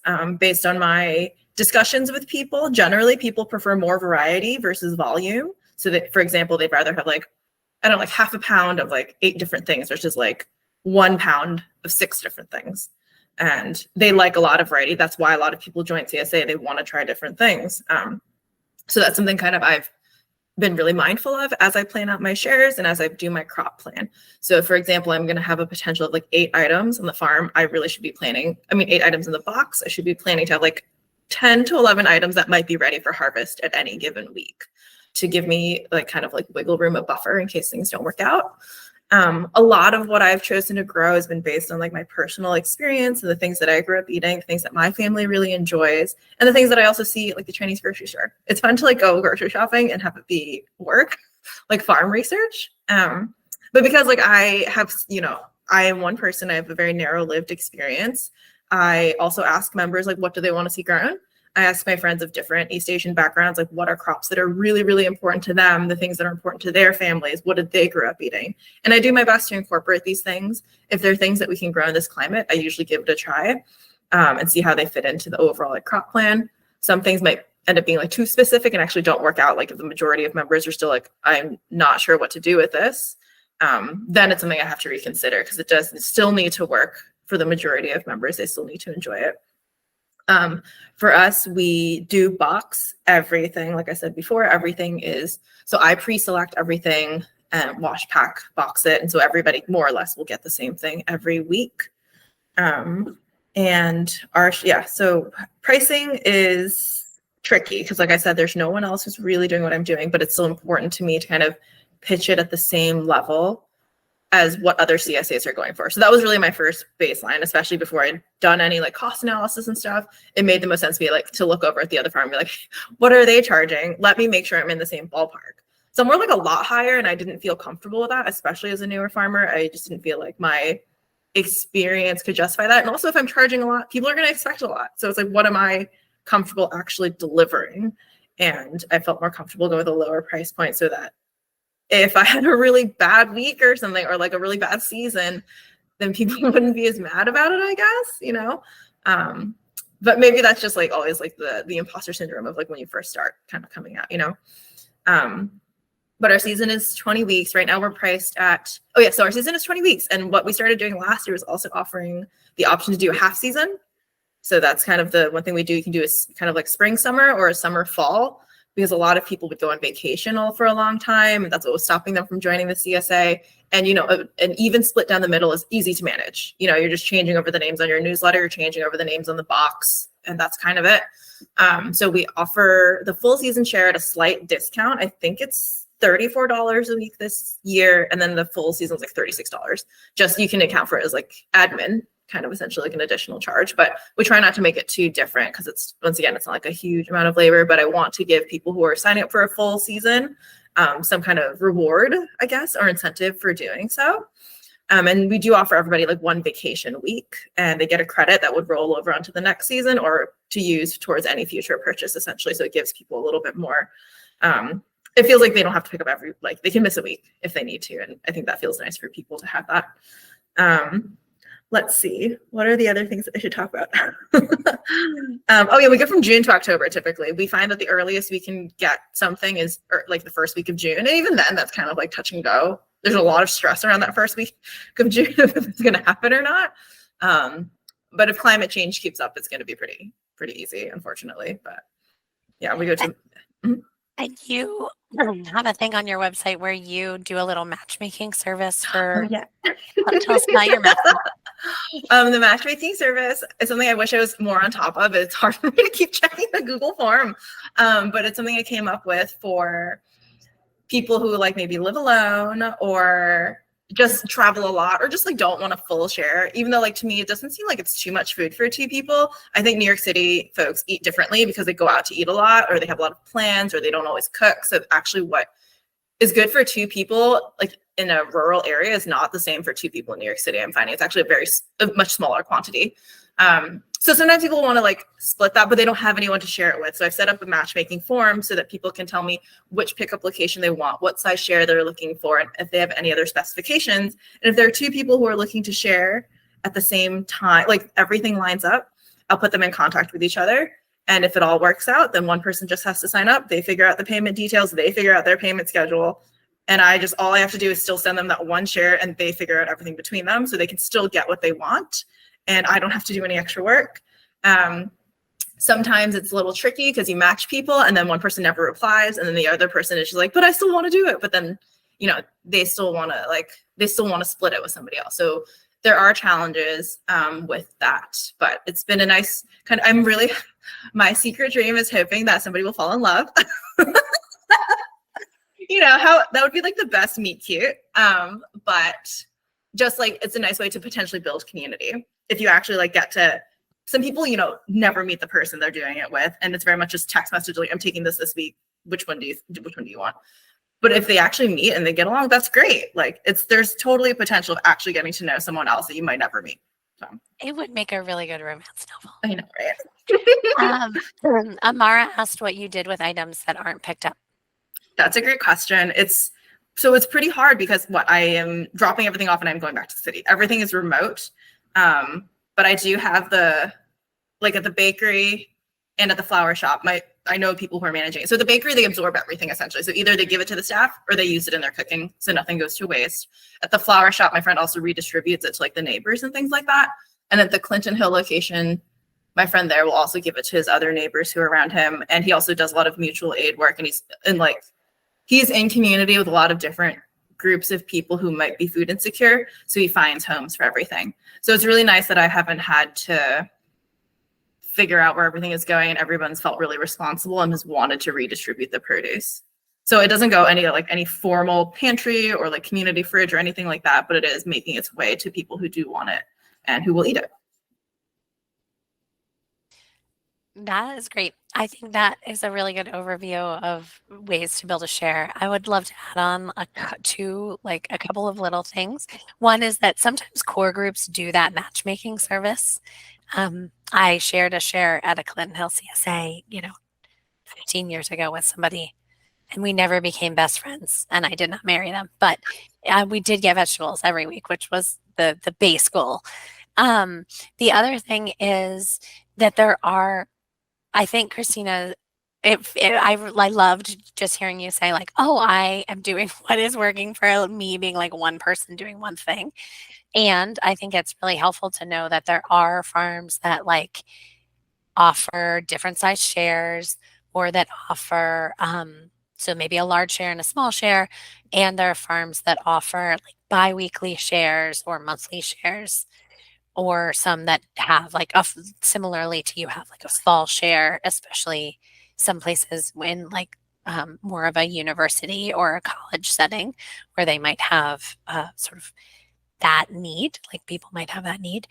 And then when I farmed, I thought about building a share. I think you think about building a share, Christina, from like a lens of what is cooking in what the folks that you're serving are cooking, who are your members. And I thought about it as like, I wanted to always have one cooking green, one salad green, one allium, something that I called like fruiting veg, right? Like cucumbers or eggplants or tomatoes, or I don't know, maybe even fennel would fit in that category, even though fennel is not a fruit.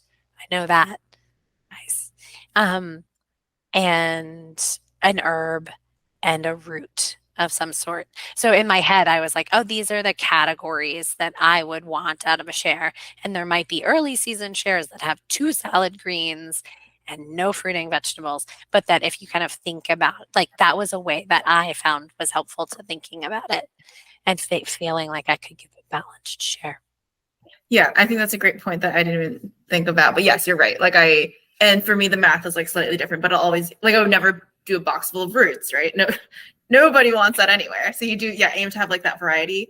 But then, there are certain things where like I feel comfortable offering like 2 or even 3 alliums, because I know the community I'm serving is gonna they want to use as many alliums all the time. So yeah, there's some benefit of like tailoring it a little, but I love that kind of breakdown of type of crop you're having, because once again, it'll help you plan in the field too. Ruth, do you want to add something?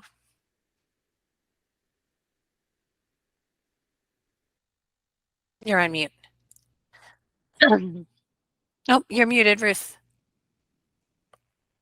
Sorry about that. This is something that core groups do a lot, is figure out where the leftover produce goes, because frequently,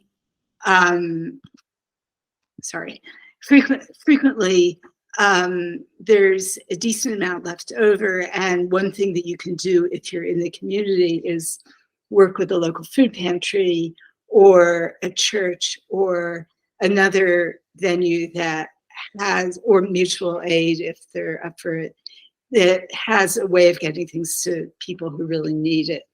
And that matters. We also find that members who don't pick up their shares, my CSA encourages them to have a family or a friend or a neighbor pick it up for them, because we find this is a really great recruitment tool. If you let your upstairs neighbor pick up your share when you're on vacation, that upstairs neighbor it's frequently the case that they'll join your wait list and sign up themselves next season. I had a really interesting lesson several weeks ago when a member offered her share one week on a Facebook Buy Nothing group. We had 6 or 8 people join our wait list the next day because they saw it and they thought, aha, here's the CSA.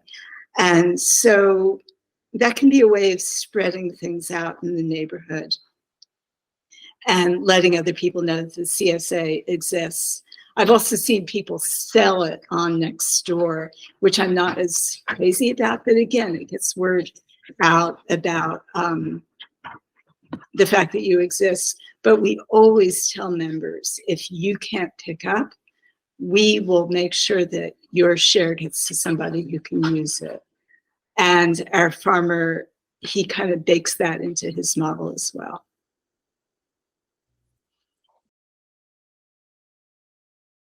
All right, we're going to talk next about making shares affordable. We are running a little bit over, so we'll move through these next few slides as quickly as we can to try to make sure we get to a break. But this is, I think, this is a key area where Just Food has a lot of expertise. We have farmers with lots of expertise, and I think it's really helpful to know. Okay, Cara, can I share my screen? Okay.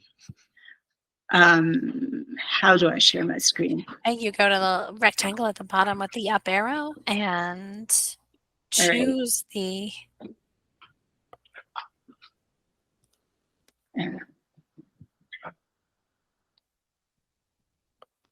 Choose, what am I doing? Okay, so you choose that box with the up arrow, and then you want to choose the screen. It'll give you options of what to share, and you'll select the tab that you would like to share.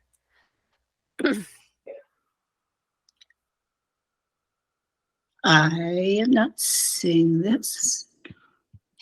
Okay, do you see the Present Now button at the bottom of the screen? If you don't, let me. I do not. Okay. I'm sorry to be a nuisance. That's okay. Do you see it now?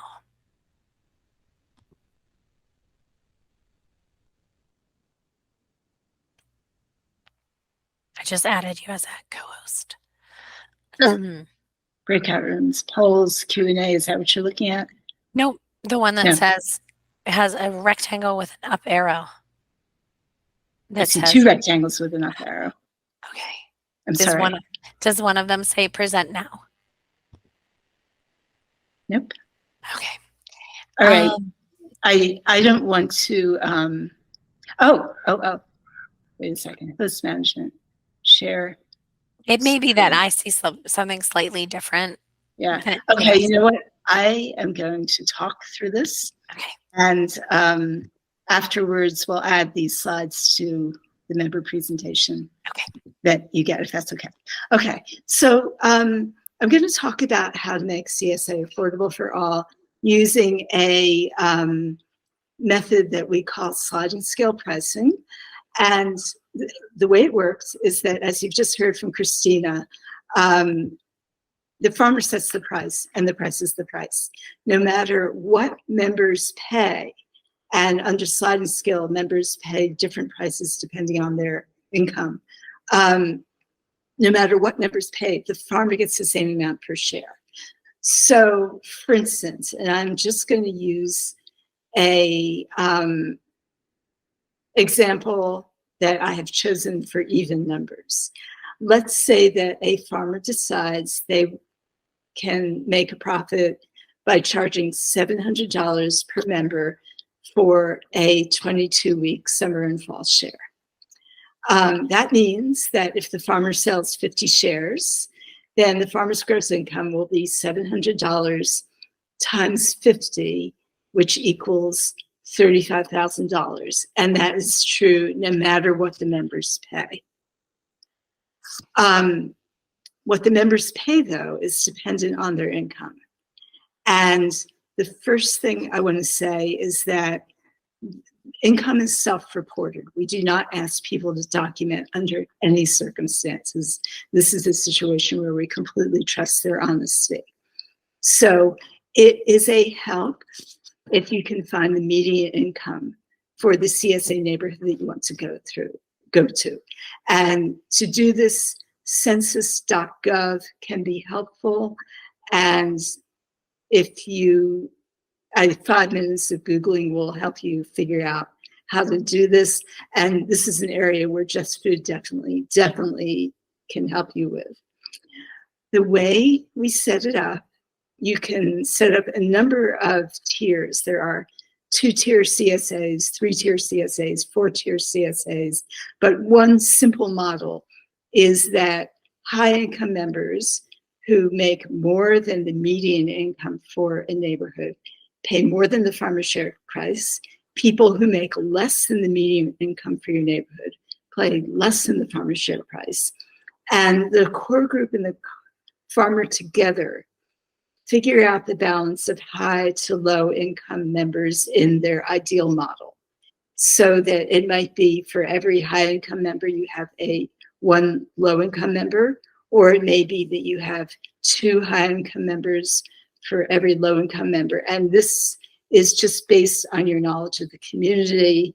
When you're starting out, the odds are fairly good that you'll end up tweaking it as you get more settled in the neighborhood and as time goes on. And again, members tell you what tier they belong in. You don't ask them ever for documentation.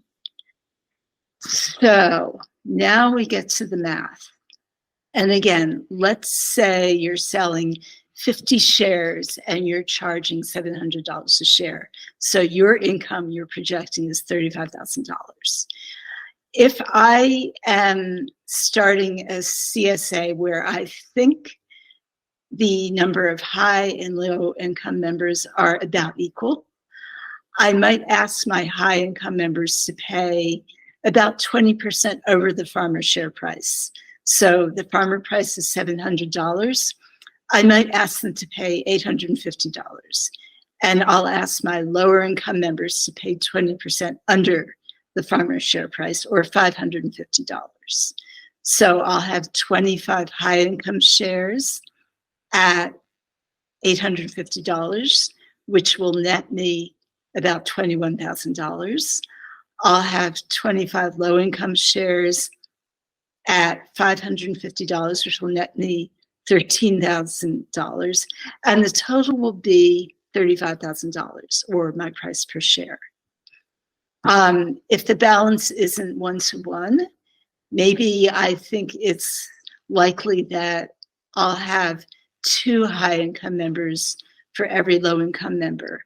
Then I might ask then that means I'll have 35 high income members out of my 50 member CSA. I'll ask them to pay $800, so a little bit less than if it's a 1-to-1 ratio.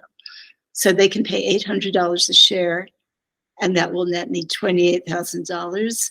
And then I have 15 low income members, or 1 in every 3 members is low income, and they can pay about $460. And again, this will add up in this ideal world that you have to start with, because you have to start somewhere. This will net me my $35,000, which is what I need to make things work. Then there's a third piece of this, which is members who are eligible for SNAP or EBT payments. They need a much lower price, and even lower than the lower income tier. And that's why some CSAs reserve part of their administrative fees to further subsidize the SNAP members who are eligible for SNAP.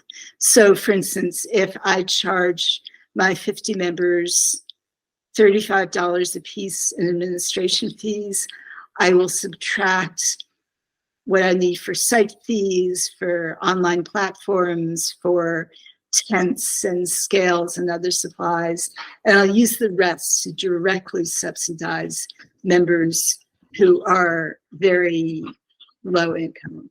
So I'm going to give you an example of my own CSA.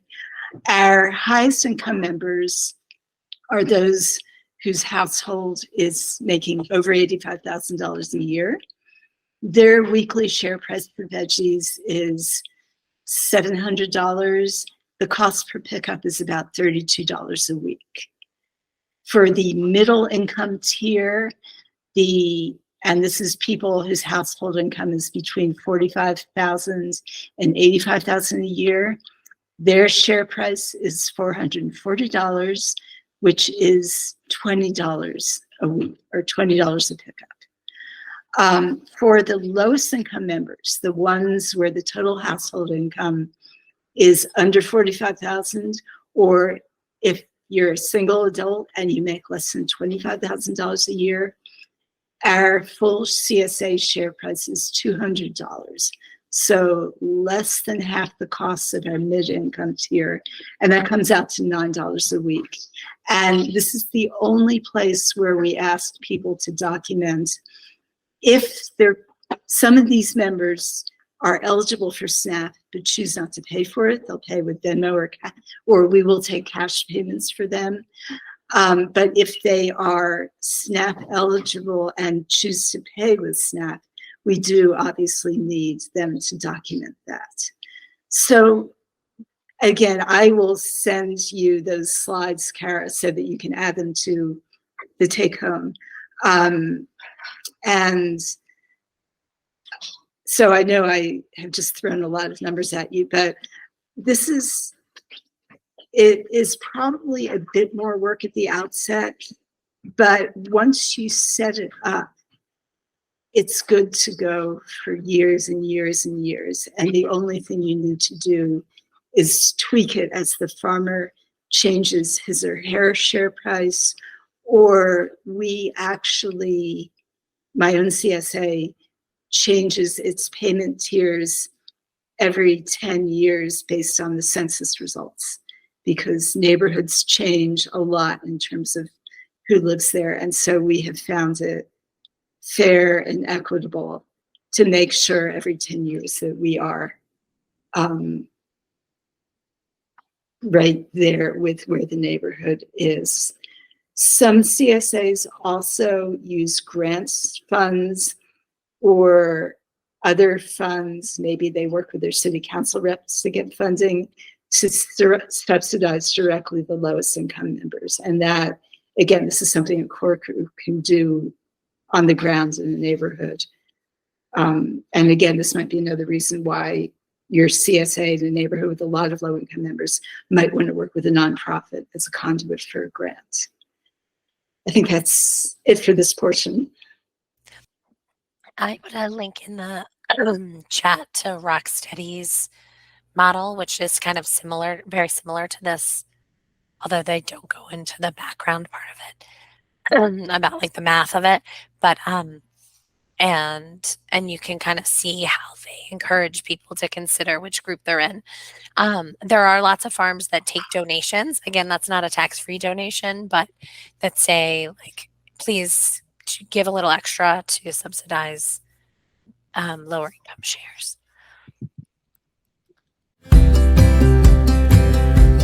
Yes. So let's talk about Grown By. I'm going to just talk about it quickly, and I want everyone in this call to know that there is a lot here. And if you want help setting up your CSA on Grown By, we are here to help you and are more than happy to set up a time to talk about your strategy, because I think a lot of what you have to sort of determine before starting any software program is, how do you want to sell your CSA? Do you want to do a weekly CSA? Do you want to offer other schedule options such as, every other week, which is something we do. We have an alternating week. Do you want to have different sizes of share boxes? Are you going to be going to different locations? Do you want to go year round? Do you want to have seasonal offerings? Do you want to have different tiers of pricing? There's lots of questions that come up when you're setting up a CSA. And oftentimes our CSA program at least started sort of in the most simple format with a weekly share, and then that evolved into a weekly plus these bi-weekly shares. And then we added eggs. We started producing pastured eggs, and we used to partner with a fruit farm, and then we decided they couldn't do it any longer. So we just started buying in from multiple fruit farms and arranging that fruit share on our own at the farm to bring to the city. So a lot of the complexity evolves over time. So I'm just saying, if you're at the beginning and are trying to figure out how should I start, we're happy to help you have that conversation, based on our experience, as well as if you're more developed CSA and already have tons of options, like we can sit down and think about like, okay, how do you model that in the form in software? How do you put that online, which can, honestly be kind of challenging, but we're here to help. Okay, so just to give you a basic overview on Grown By, I'm going to share my screen here. And I'll just start with the home screen, Grown By. And I'm starting here because I guess the thing I want you to know is the reason we built Grown By, and our goal overall is to help CSA farmers, all local farms, do well and bring home more at the end of the day and have more time, to either make their farm better or spend time with their family or just relax. Like it is so much work to run a CSA operation, to run a farm, and our hope is to have technology available that makes a lot of those logistical challenges easier to overcome, as well as have a platform that is fair and transparent and farmer owned. Our previous experience on other platforms that we used, I guess was variable, but at the end of the day, we didn't feel like we really had control over how much we were being charged or what the future features were going to have, what the future features might be. We, wanted as a group of farmers to be able to really be part of the leadership of the company. And that's what Grown By is all about. It is an agricultural cooperative formed in a very traditional manner. If you join, you can join the board of directors, you can vote on major decisions, and you are in fact an owner of the company and eligible for patronage dividends. I should mention also, I co-founded the National Young Farmers Coalition, and Grown By was a result of my experience there at Young Farmers Coalition and seeing farmers in the New York City region and all across the country struggle in the same way that I was on my farm with these various software platforms. So our goal with Grown By is to provide excellent tools for your farm and also a place for your farm to be discovered. And that's why I'm starting with the front page here. We want your farm drop-off locations to be discovered by consumers in those locations. So sort of like an Etsy or an Airbnb, if you are using Grown By in New York City, you will see that Hardy Roots Community Farm has a drop-off location along with Sleeping Lion Farm and others at the Red Shed Community Garden. You'll see a dot right next, nearby your home, for example. So we are a community here at Grown By. We are a platform. We are about supporting one another as a cooperative and helping more consumers find your farm. We've had actually kind of a cool experience with some of our CSA members. As Christina said, New Yorkers do not like to move outside of their neighborhood. So if you were a member of our Greenwood Heights CSA, if you move to the Upper West Side, you're definitely not going to travel back to Brooklyn for your CSA. So we've had members go from one location to another, or we've had, with our own farm, but we've also had members go from our farm CSA to another farm CSA also on the platform, and they've been able to actually find those other farms through Grown By. So our goal is to have as many farms as possible, because that really provides a much better experience for consumers who are looking for lots of different products, looking to connect with lots of different types of farmers, and the more diversity we provide on the platform, the better and stronger community we will have. Okay, so I am sitting here in Germantown, New York. So you are seeing my farm because I'm sitting here at my farm, but normally on the app. Grown By is available on the web and also on an app. You can, see the farms that are just around you. So we have drop-off locations here. I will just show you our shop very quickly. This is how it looks. We have our different CSA groups that are represented. We've ended our main season just a couple of weeks ago, and now we are presently selling Thanksgiving shares. We do a single Thanksgiving share, we call it. Maybe it's a little funny that it's called a share because it's only one, but we do it every year. It's the week before Thanksgiving. And then we go on to our winter CSA that is offered to New York City and to our Hudson Valley sites. And that is a bi-weekly share. We, skip some major holidays and whatnot, but it is more or less bi-weekly throughout the winter season. So I guess most of our main season shares are over, but our Upper West Side CSA actually is continuing for a few more weeks here. So we'll look at that one because I think that is a good example.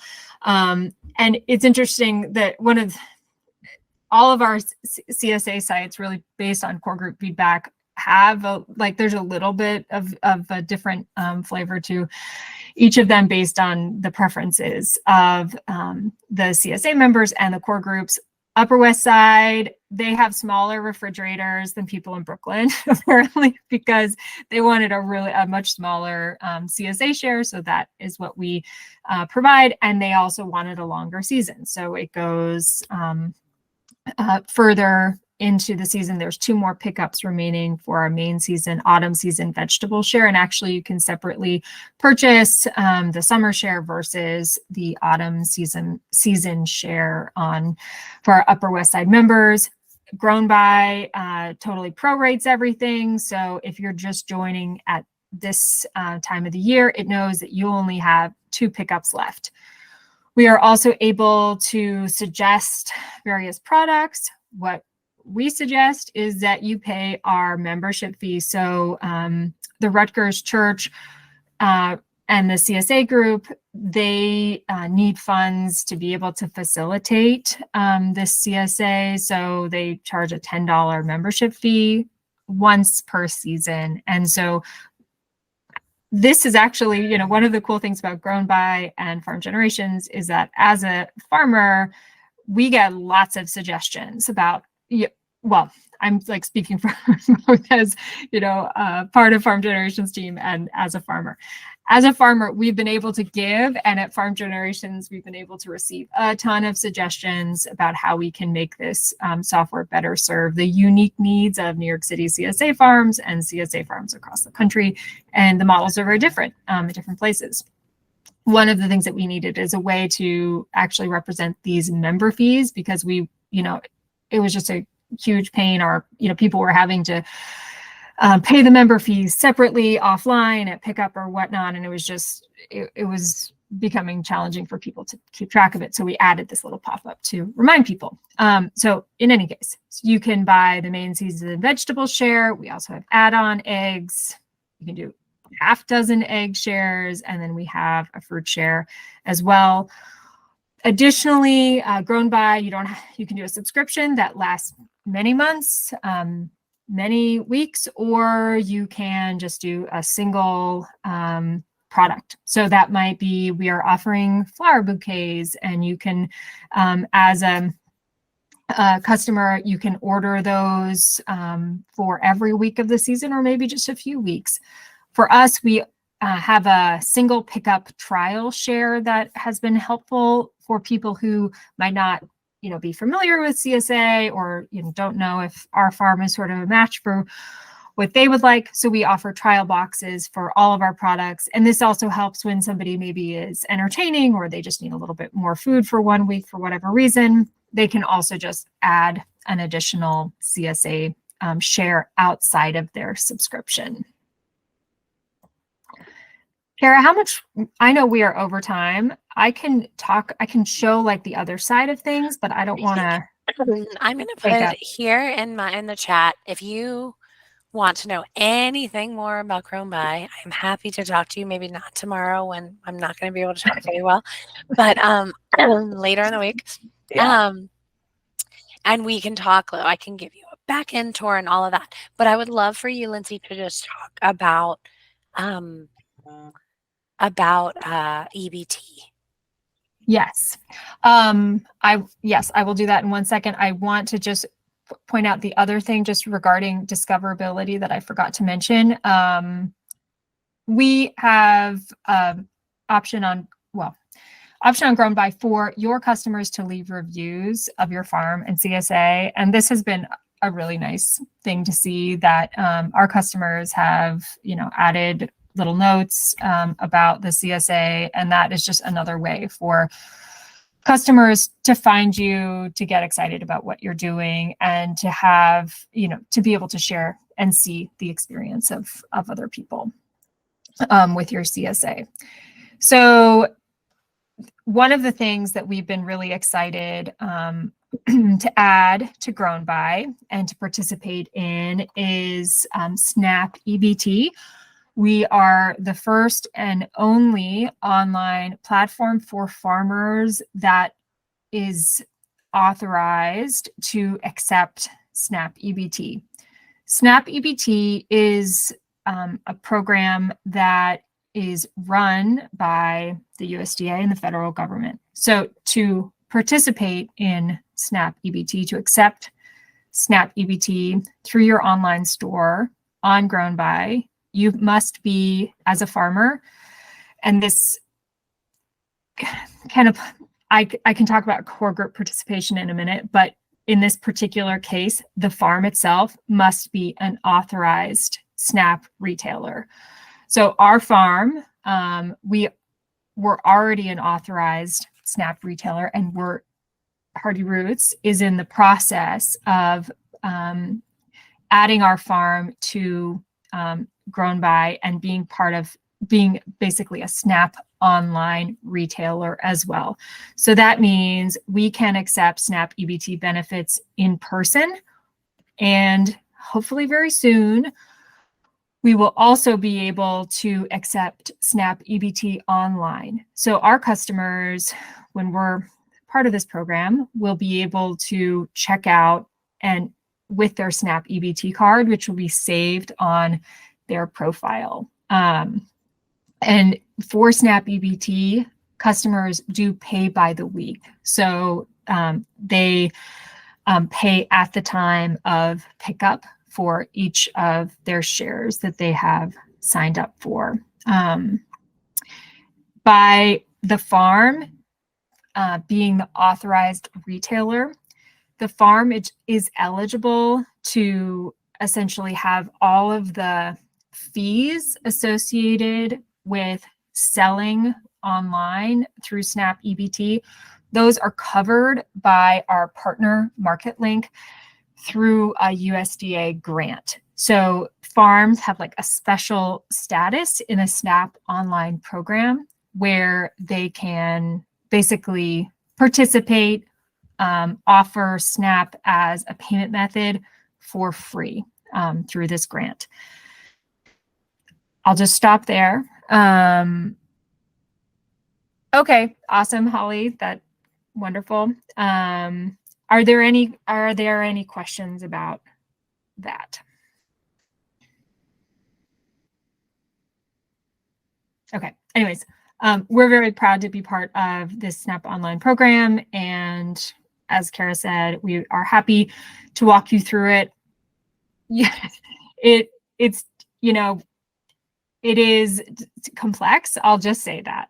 It is complex to be a SNAP retailer, and it is complex to do SNAP online, but we have an awesome team at MarketLink and at Grown By that is there to help you through every step of that process. And I'll just say, as a farmer, with our sliding scale shares that we are able to provide through member donations, and in the future, well, already at our store that we have locally, we through our retailer participation, we can offer this, and eventually online. It feels so good to be able to make your food accessible to everyone in the community. So I would just encourage you, whatever route you're able to choose, whether that's Local Produce Link, which is another program that we participate in New York City, where our shares are offered completely free of charge through food pantries, to sliding scales that are done kind of informally by our core groups, where people apply, but it's not like a government program. It's really, based on trust, to in the future where we're going to be able to offer SNAP as a payment method. It feels like by doing that, we are really meeting our mission as a farm in terms of increasing food security and being a good partner. So we would love to help make that possible for your farm as well, in one way or another.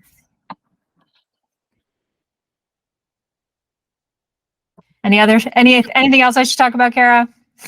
Oh my gosh.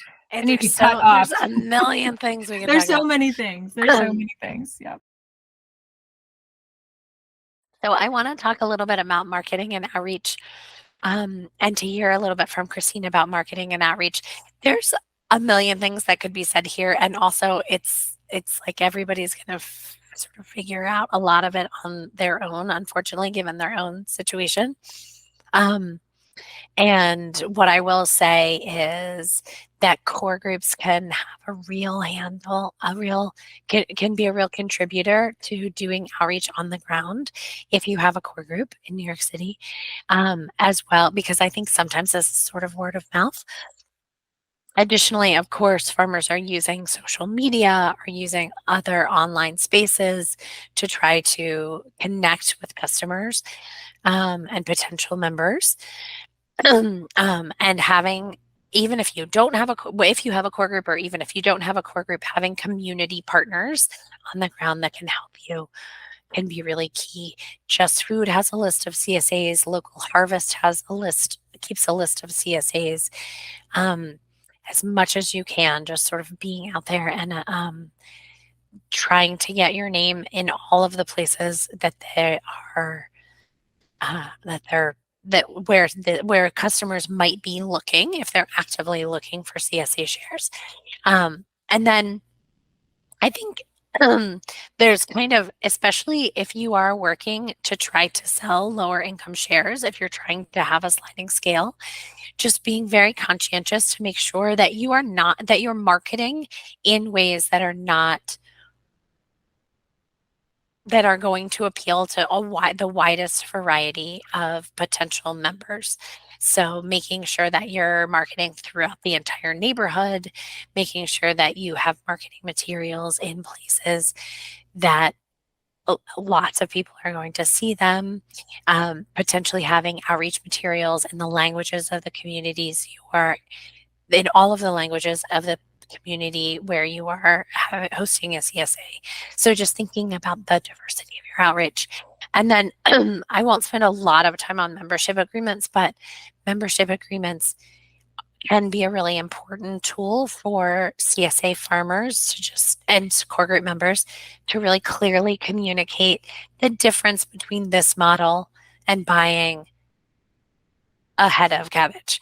Like, it just has a different commitment, and laying that out as clearly as possible is kind of key for success, and can kind of help alleviate or maybe cut off at the pass any issues down the road. Christina, do you want to talk about how you've done some marketing and outreach? Sure. Most of our marketing has been done through social media traditionally, because it's, once again, lowest barrier to entry. And honestly, that's the advice I've been given. It's like, I'm not going to buy a print ad. I'm not going to run a commercial. Like, really, social media is the only option that's available to me.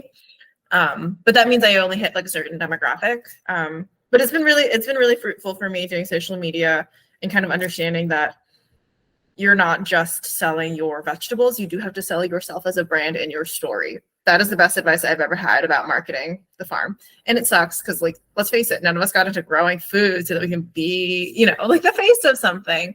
But people will want to buy from you because they resonate with your story and they like what you're doing, or they see themselves in the work that you're doing. So that's a huge part of like how I market the CSA. So it's not like just about the food, but the food is like a medium for all these other things. And it's like point of connection and community and all the good stuff. And it's led to a lot of like word of mouth. So a lot of people like will like know about the work and then like find the website and then like they're like, oh, I didn't know you like do the CSA, this and that. So that's really how we do most of ours. We are currently in the middle of a SARE grant doing outreach in like Chinese speaking neighborhoods to basically communities that don't normally have access to CSA, hosting workshops with a translator to kind of try and at least make people aware that CSAs exist and kind of gauge interest. And if they're interested, then maybe we would start a CSA site in that location. But these are communities who are like, the concept is so new, it might take a little time to build awareness before we really get enough interest to start a site there. But you have to start somewhere, so it's okay. And like generating the materials in the right languages should also be really helpful in kind of doing this outreach in the long term. And so like our website is also translated into Chinese. And we're hoping to get other languages as well. But for now, that's where we are with our kind of general marketing. Sometimes we do if we get our act together in the spring, we like to do a little bit of more old school marketing. Like we'll print flyers and we'll put them up at our location. So like at the bakery, it's a really great location. Just put a flyer in the window. If people are already coming to the bakery, it's like, well, you want to pick up your vegetables here? Like, why not? You know? And then, yeah, you can scatter them through the neighborhood, but it's like, it helps that if this is already a central spot for some people, it's easy for them to come pick up. And they already like coming here. So that's really how we do most of ours. And gosh, what was well, I feel like you mentioned something else that I wanted to talk about. I mentioned membership agreements. I don't know. Yes. Okay. Yes. Membership agreements are something I learned about like in my like second year, I think. Yeah, it was advice given to me from another farmer. It's like most people don't like to read. Okay. You tell them something once, they probably didn't read it. And so like, if you have somebody sign a membership agreement, it's easier to point to that and be like, hey, you signed this thing that says that you read this, and these are the terms and conditions of the CSA, as opposed to being like, hey, we talked about this very briefly kind of thing. Or like this, like on my website, it says you can't cancel in the middle. This is the problem I usually have. People think it's like a HelloFresh subscription box. You can just cancel halfway or like not, because I do monthly installments also. So people who do monthly installments sometimes are like, oh, I'm done. I didn't pay the rest. I'm just not going to keep going. And it's like, well, no, that's not how this works. But having the membership agreement kind of removes having it makes the difficult conversation a lot easier, because you're like, hey, this piece of paper that you signed says this over here. It's just like as per membership agreement, versus trying to be like, oh, it was on the website. They're like, oh, I didn't see it, like all this stuff. So it just really, yeah, because they've signed it, and usually you make them do that before they join.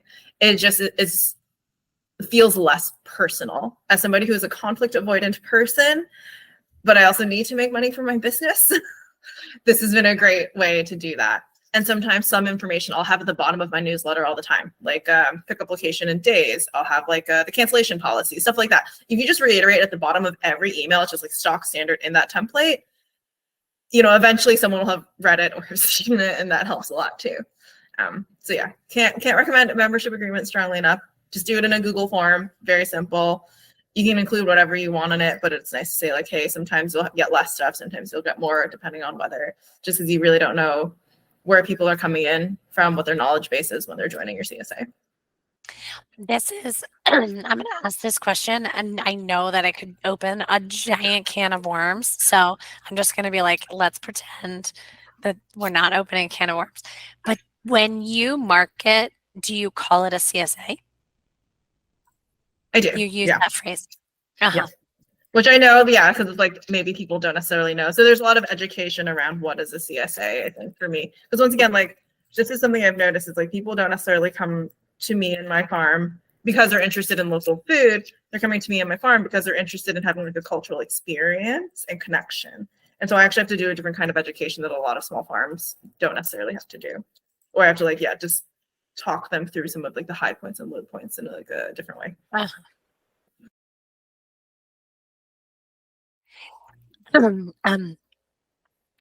Yeah, so I would love for you to start, Christina, and you can talk a little bit about the collaboration you've done with other farms and what other add-on shares. I think we've touched a little bit on add-on shares already in conversation today, but let's just hear a little bit more about how it has worked from a farmer's point of view. Love add-on shares, love collaboration. It's a great way to add additional value to your CSA without having to do more work. This year we didn't do any other add-on shares. I'm still trying to figure out like what's the right thing. I tried doing coffee. It wasn't really like nobody signed up. It wasn't the right fit. We've done like bread and eggs before, and like we get some interest, but it's really not a huge percentage. It's like a few people, and it was like, did it really feel worth the extra work? I wasn't sure. Still like keeping track of everything and ordering the eggs and getting them in. And so I've kind of paused on that for now because it just felt like it was maybe a little too much work because I'm also not really charging anything extra for it. Maybe it's like 50 cents, maybe it's $1 because I'm not trying to make money on it. I'm really just trying to offer more value so that more people want to join. So instead I'm doing more collaboration with my collaboration right now is like with Walks of Life, and they're like this huge Chinese cooking blog. And so through them, we offer 2 virtual cooking classes a season featuring items from the share. So instead of like offering, we send out recipes every week, lots of like culinary tips, ideas, storage, blah, blah, blah, whatever. But because Walks of Life is an established brand that people know, they're already excited. And it's not like they often just it's not something they normally offer. They don't just like do an online cooking lesson for people. That's not part of the work that they do, but it's something that we have worked out in exchange. And I don't pay them for this. What I do is I help them write all these gardening posts on their blog. So like we create this really great resource that's in perpetuity online. I give them all of my knowledge, pictures, stuff like that. And in return, they do like 2 of these sessions for me a season. And it's great because then it's free for my members. It's a nice incentive to join. And I don't really have to do anything. It's really nice. So for me, that's the best kind of collaboration, is like where it plays to each of your strengths and you're not doing any additional labor, because that's not the point. The point of collaboration is that you are not doing extra work, but you're adding value for your customers. That's really fun. That's a really interesting and fun collaboration. I will say, just we did this survey of CSA farms in New York City, and certainly we work with lots of them at Grown By, and I have known and worked with some. And I'll say that add-on shares can be there, and this is all in that guidebook. That's the link that is linked to in the chat. That add-on shares can be handled in a number of different ways. So there are some farms that offer additional stuff. Rocksteady, I don't think, offers flowers anymore, but for years was a farm and was a food and flower farm. And so it may be, and like Lindsay mentioned, that they have eggs that are from Hardy Roots, right? So it may be in some cases that the primary produce farm also offers additional add-on shares that are from their own farm. Also, sometimes the primary vegetable farm offers add-on shares that they buy in, kind of like Christina's talking about. Like you get the eggs, and then you cart the eggs down to the city and like manage the list of who has ordered eggs. There are also situations where a core group or via Grown By, the customers can just buy directly from some other farm that is at the drop-off site, which is the lowest lift for the CSA farmer, for the primary vegetable farmer, right? Is that like somebody else is handling it, either the core group's handling it, or it's kind of being handled by the other farmer, the add-on share farmer. And then the other thing that I will say is that there is a farm named Pleasant Valley Farm from Argyle that manages a lot of a la carte items that are for sale in New York City CSAs. It's called Pleasant Valley Farm. And that's a way for people to get a la carte stuff. So you're just like really craving some blackberry jam, or you really like some kind of cheese, or, you can just do a little extra shopping in addition. That's a very cool collaboration. We do see some CSA farmers offering stuff like that through their Grown By store. But I don't know of a lot of folks doing it in New York City. So there's a lot of different ways to do add-on shares.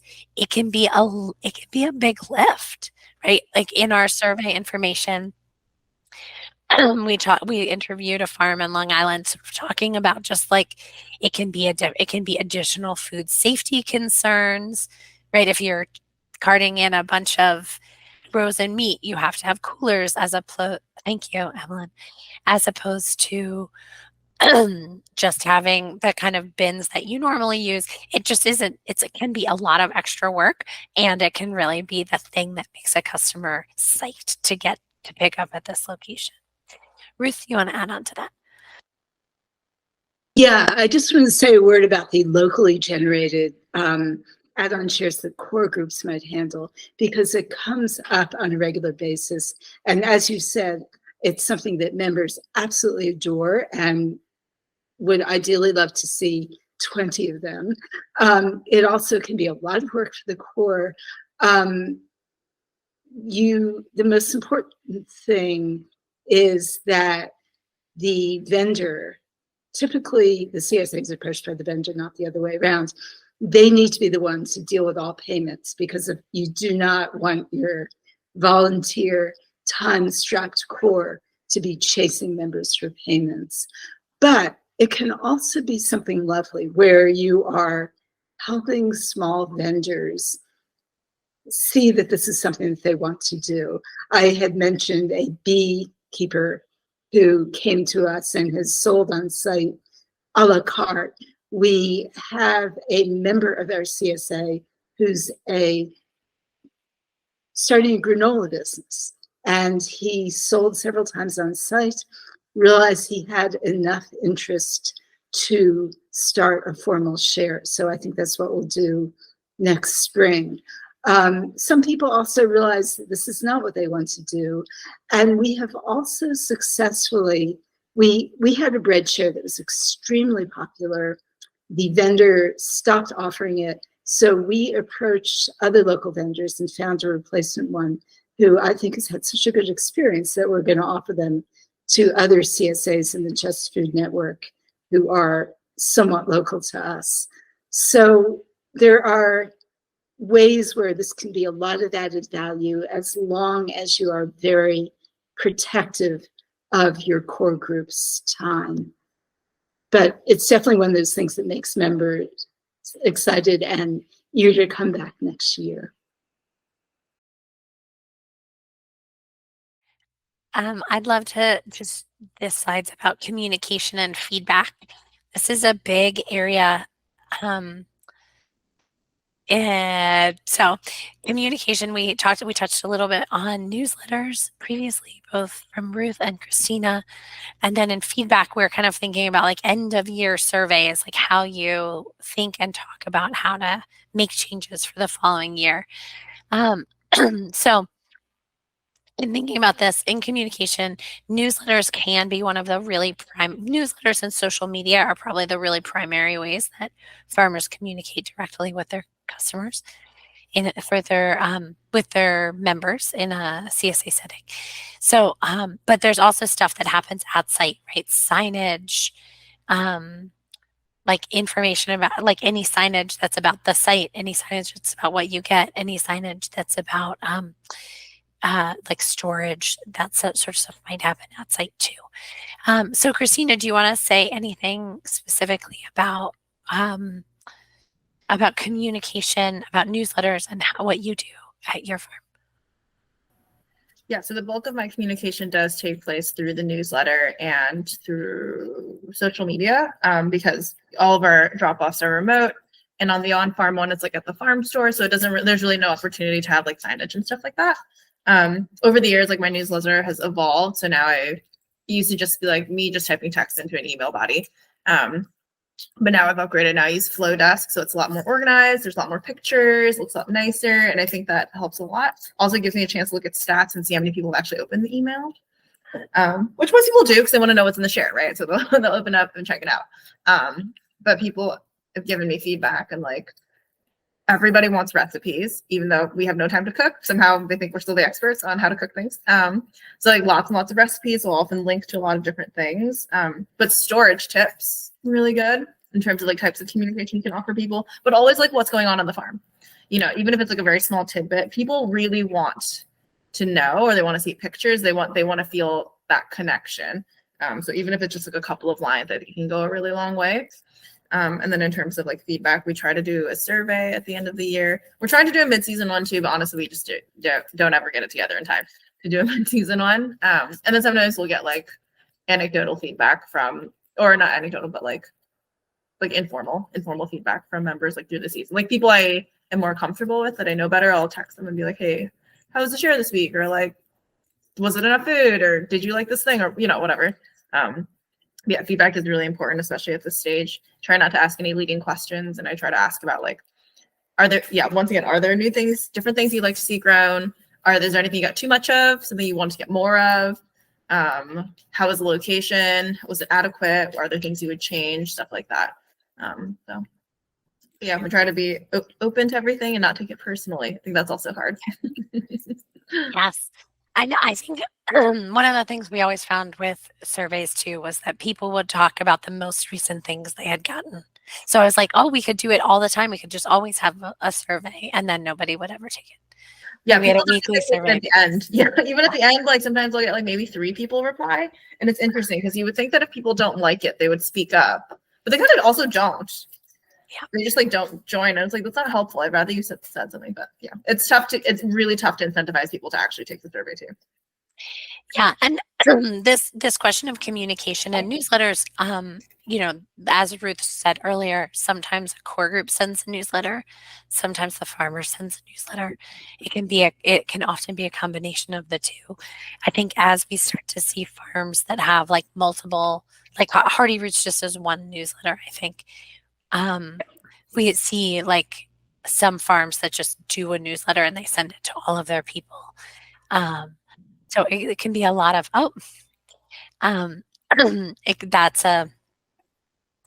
I went into much more detail about writing newsletters in the handout that goes with this workshop. Because I do think that, like Christina said, like it would be awesome if you were just selling vegetables, but you're actually just selling the story of your farm in a lot of ways, and really making people feel connected to the farm and to you is useful in that newsletter. That's your place to really do that. The picture here, this pretty picture on the right, is a farm farm gathering, a farm potluck. I think it's wonderful to be able to offer events on farm at least once a season, even for folks who are kind of far from the city. Just sometimes people do that as a bit of a work party, so to tackle a task that's hard to do as a smaller crew. And sometimes it's just a bit of a tour, again, so members can feel connected to the farm and know a bit about the farm. I think the cooking, Christina mentioned a cooking class. I think anything. At Stone Ledge just joined the call, and I know they do like a virtual hangout at the beginning of the season with the farmer. So there's just different ways that you can think about creating connection with your customers. Yes, Ruth. Just one thing also about the communication piece, that when the farmer sees bad news on the horizon, like a crop wiped out for some reason, if they get ahead of that in the newsletter, it makes all the difference in the world. So, the garlic crop wiped out, if you say something as soon as you know it's happening, it takes the member complaints from extremely high to almost non-existent, because people understand it and they have the context of knowing who you are. So that's been a really important piece of things. And I think that can be even more extreme given a distance between a rural farm and an urban membership. Like I farmed this season that was Sandy and Ida. I think they were both, or maybe they were 2 different seasons. But it was so interesting to be like, this thing that is such a big deal 3 hours from here is not happening at my farm, and something very different is happening at my farm. And so I think weather-wise, just being able to communicate like what it feels like and what is happening is kind of strangely important.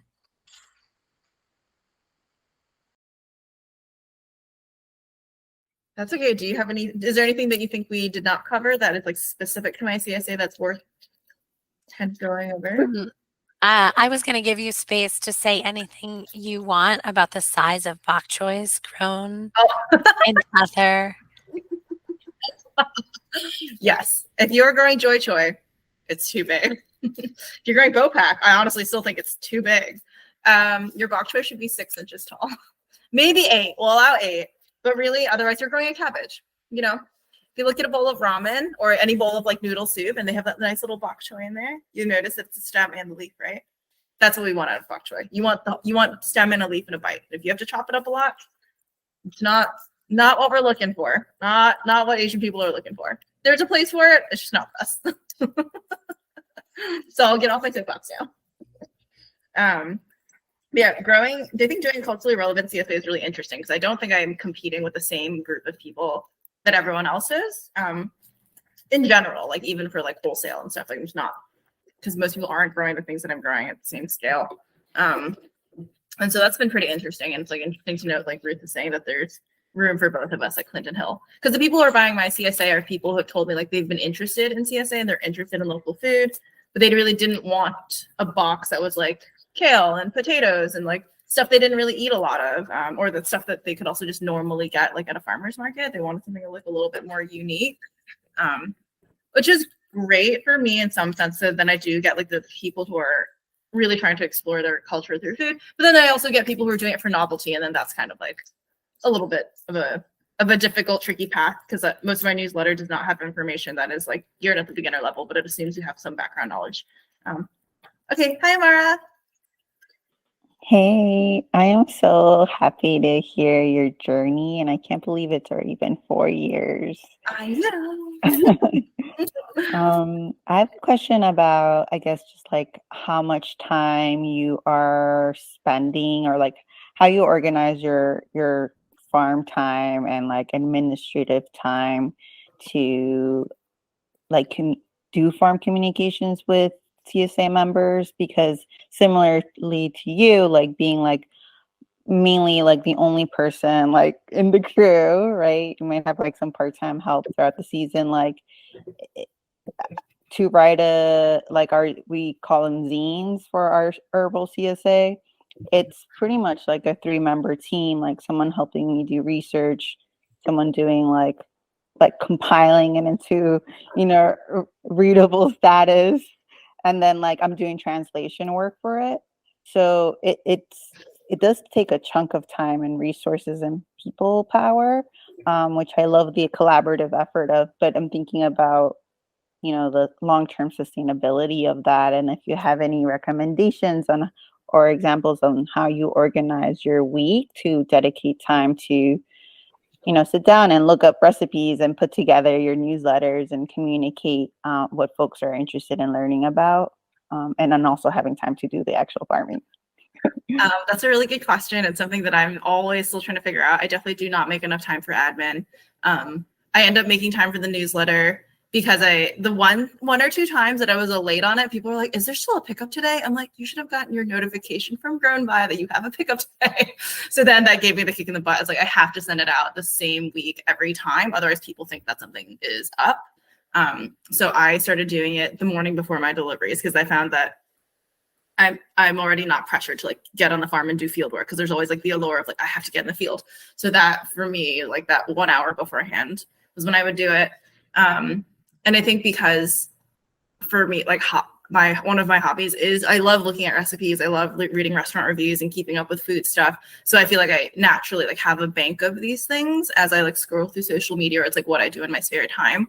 But I think if it's something that you are not always doing, it could be something helpful to do in the winter during the off season, kind of bank a lot of material. You can write a lot of the stuff, especially if they're things that might not be changing a lot, or it's like doing the research. You can always do the research, compile like a rough list of notes so that when it is time to write, you already have that in your head somewhere. You simply kind of pull it out, but then you can go back and reference your notes.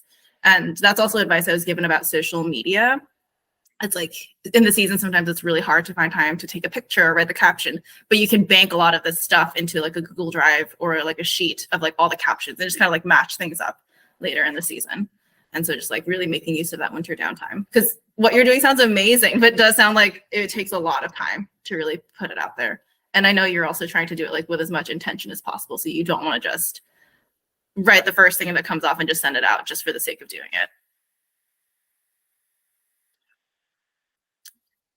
Okay, so a question from Holly. Yeah, I use Flowdesk. It's spelled like that. It's really good. You do have to pay for it. I think you get a 1 month free trial. there's a lot of like pre-made templates. It feels like a little bit sleeker, maybe more millennial than MailChimp. But I really like the customizable style options that they've given me. So I recommend it. I found it pretty easy to use, and it was nice because you can set up one template and I just like duplicate the email I've sent every week, and I just go back and like change the like what CSA week number it is. I obviously change the picture and the content, but then I have like the same thing. So it's very easy to get in there and just be like, boop, boop, boop, same template every week. And then I can go back and look at all of them in one place versus like trolling through my email of like, what did I say 6 weeks ago?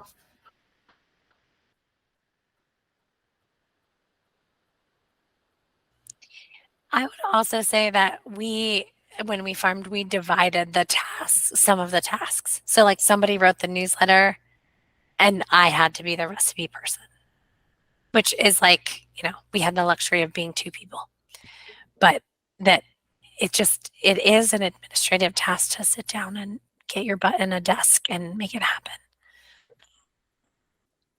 I might add to that, obviously if you're a small farmer, you're doing it all. But if you have someone on the ground in the city who's willing to handle the administrative tasks of, getting recipes into the newsletter, getting local announcements like sign up for your volunteer shares, or such and such a member has, those are the nuts and bolts ones, but you can also use it as a local platform to sort of let people know that a member is putting on a show at a local theater or something. But also things like getting recipes, that's like core members jump at the chance to be the person who puts that all together. So a lot of the time, I think you could be asking yourself, if you're on a core, what can I offload from my farmer so my farmer can spend all the time growing stuff for us? What don't they need to do? And, and these relationships evolve over time, but that's where the trust that I think several people have mentioned comes in. Do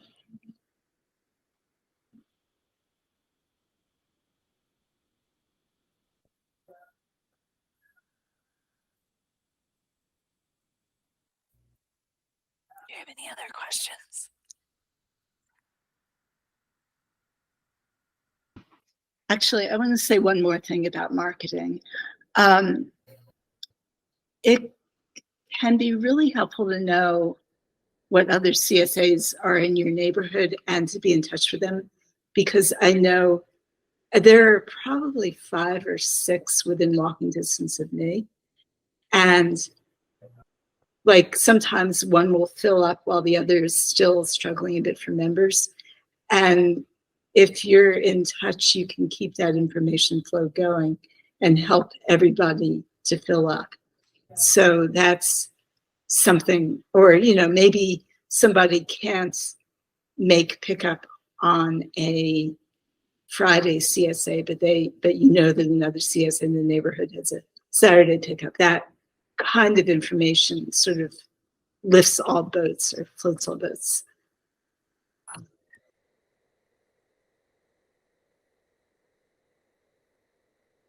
R, do you have a question? Yes. Well, I think Ruth just may have answered part of it. You said that to keep in touch with other CSAs in the neighborhood, but do you ever do it in a way where you discuss with the farmers, like instead of just discussing it, like you say to the farmer, you're going to grow this, the other farmer says that, and then the CSAs would work together? Has that been done? It hasn't come up because it would be, partly because I think that the communication with other neighborhood CSAs is something that is a little bit more homegrown. As far as farmers collaborating, and I know what your particular concern is, I have seen more farmer collaboration in farmers who are in the same geographic area.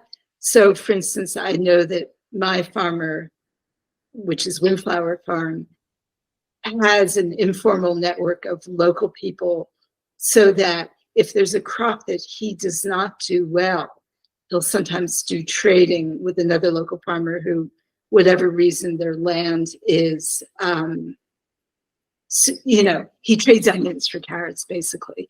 As far as collaborating in the city, though, I think what we see more of is what I had mentioned earlier, where someone will approach a CSA and say, I am here in the neighborhood. This is what I am growing. Is it possible that I could offer it through your membership base? And if it's something that we're not already doing, the answer is you bet. Because again, this is the add-on share that members really, really, really love. I probably wouldn't do it with carrots because that comes from my main farmer. And I guess what I'm describing is a situation where the core group is the one that a local farmer would approach rather than the farmer who is outside of the city. But I think core groups in general welcome hearing from local vendors because add-on shares are such a hot ticket. So if that's a help, that might be a starting point. And again, the Just Food map has lots and lots, though not all the local CSAs. So that might be a place to start. Local Harvest is another place that we have found it's a bit problematic sometimes for them to keep up to date. But they're, as Lindsay said, there are also larger farms that have several locations in the city.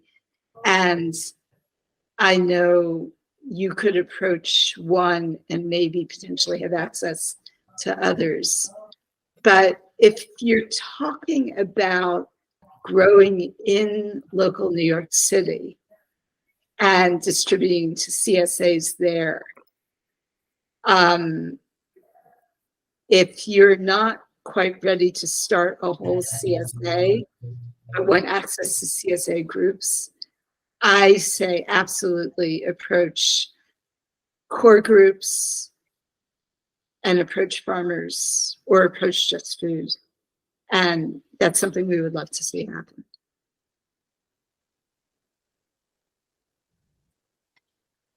A New Entry Sustainable Farming Project also has a really good guide to multi-farm CSAs, if that is a thing. I don't know of a multi-farm CSA currently. I don't know of one in which there are urban farms and rural farms. But I don't see any reason. Certainly you could do a collaboration of many urban farms to serve a CSA share. I think that's a really cool idea. And it might have been something that was happening in the Bronx in the 2000s, but that's a long time ago. But there are some really good guides to multi-farm CSAs. And I think any guidebook to working cooperatively is really important and would be kind of helpful in that too.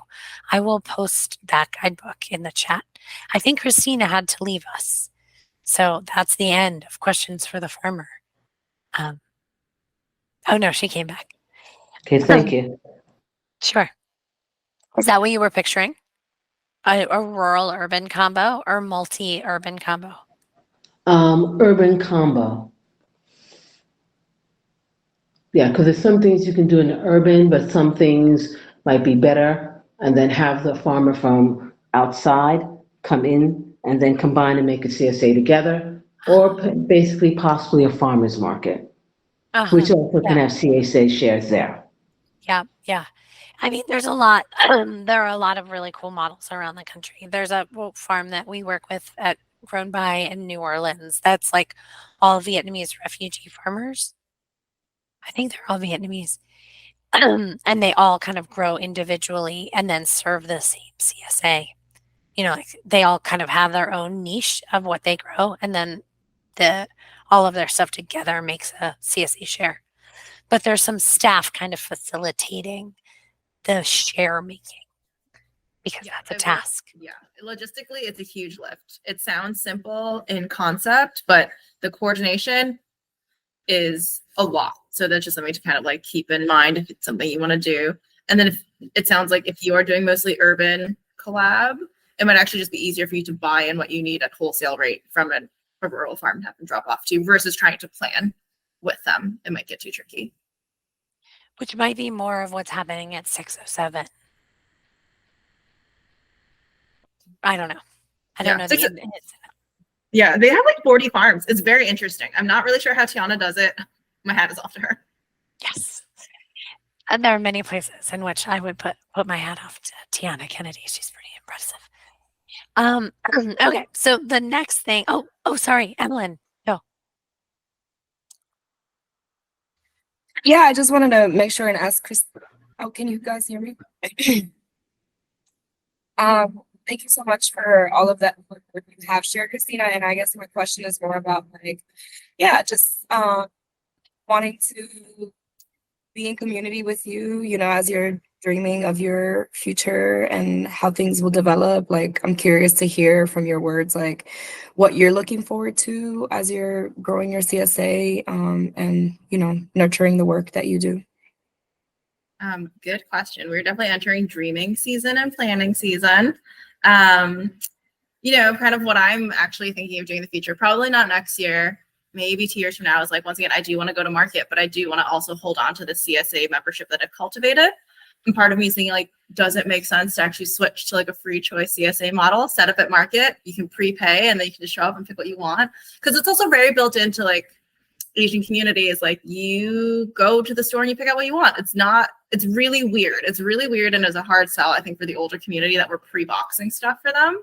And it takes out some of the fun. And also everybody really wants to touch everything, which I get. I'm the same way. I love going to the market. Like if I was not doing a CSA, I don't know if I would join a CSA because it's also just like for certain types of people. So it's kind of like the direction I want to take it in is maybe still hold on to the benefit of it, of giving people the chance to like join and feel like they're part of the farm. And, you know, obviously that income upfront at the start of the season, but maybe make it a little bit easier and more accessible to more people and make it a little bit more fun by having them come and choose what they want to have. But maybe also give them like, this is a suggested list of things you should put in your box.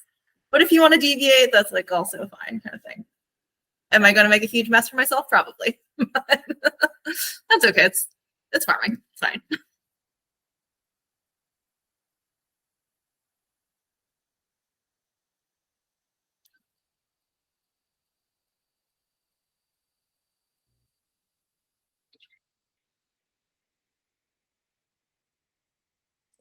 I think Christina is going to try to get off at noon to do some orders. And our next thing is a jam board about pros and cons of CSA. So I think you can join us for that if you would like to, Christina. But if everyone has asked the questions that they have for Christina, I think we can let her go.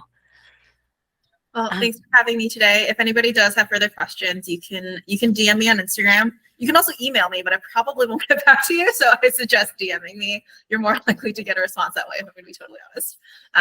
But yeah, this is really fun. I hope it was helpful for everyone. I know I learned a lot. So thanks. So grateful to have had you. It was really fun to hear from you. It's like always a joy. Oh, thanks. See you guys soon. Bye. Oh, well, thank you. Thank you all. I want to just say thank you and that I have appreciated this conversation so much, and I will send a follow-up email that has some of the links that got shared in the in-call messages, as well as the workbook, which provides other additional information that we might not have gotten to here today. I really appreciate all of the context and all of the help from both Just Food and Grow NYC to get prepared to present like this, and for all of you for joining us.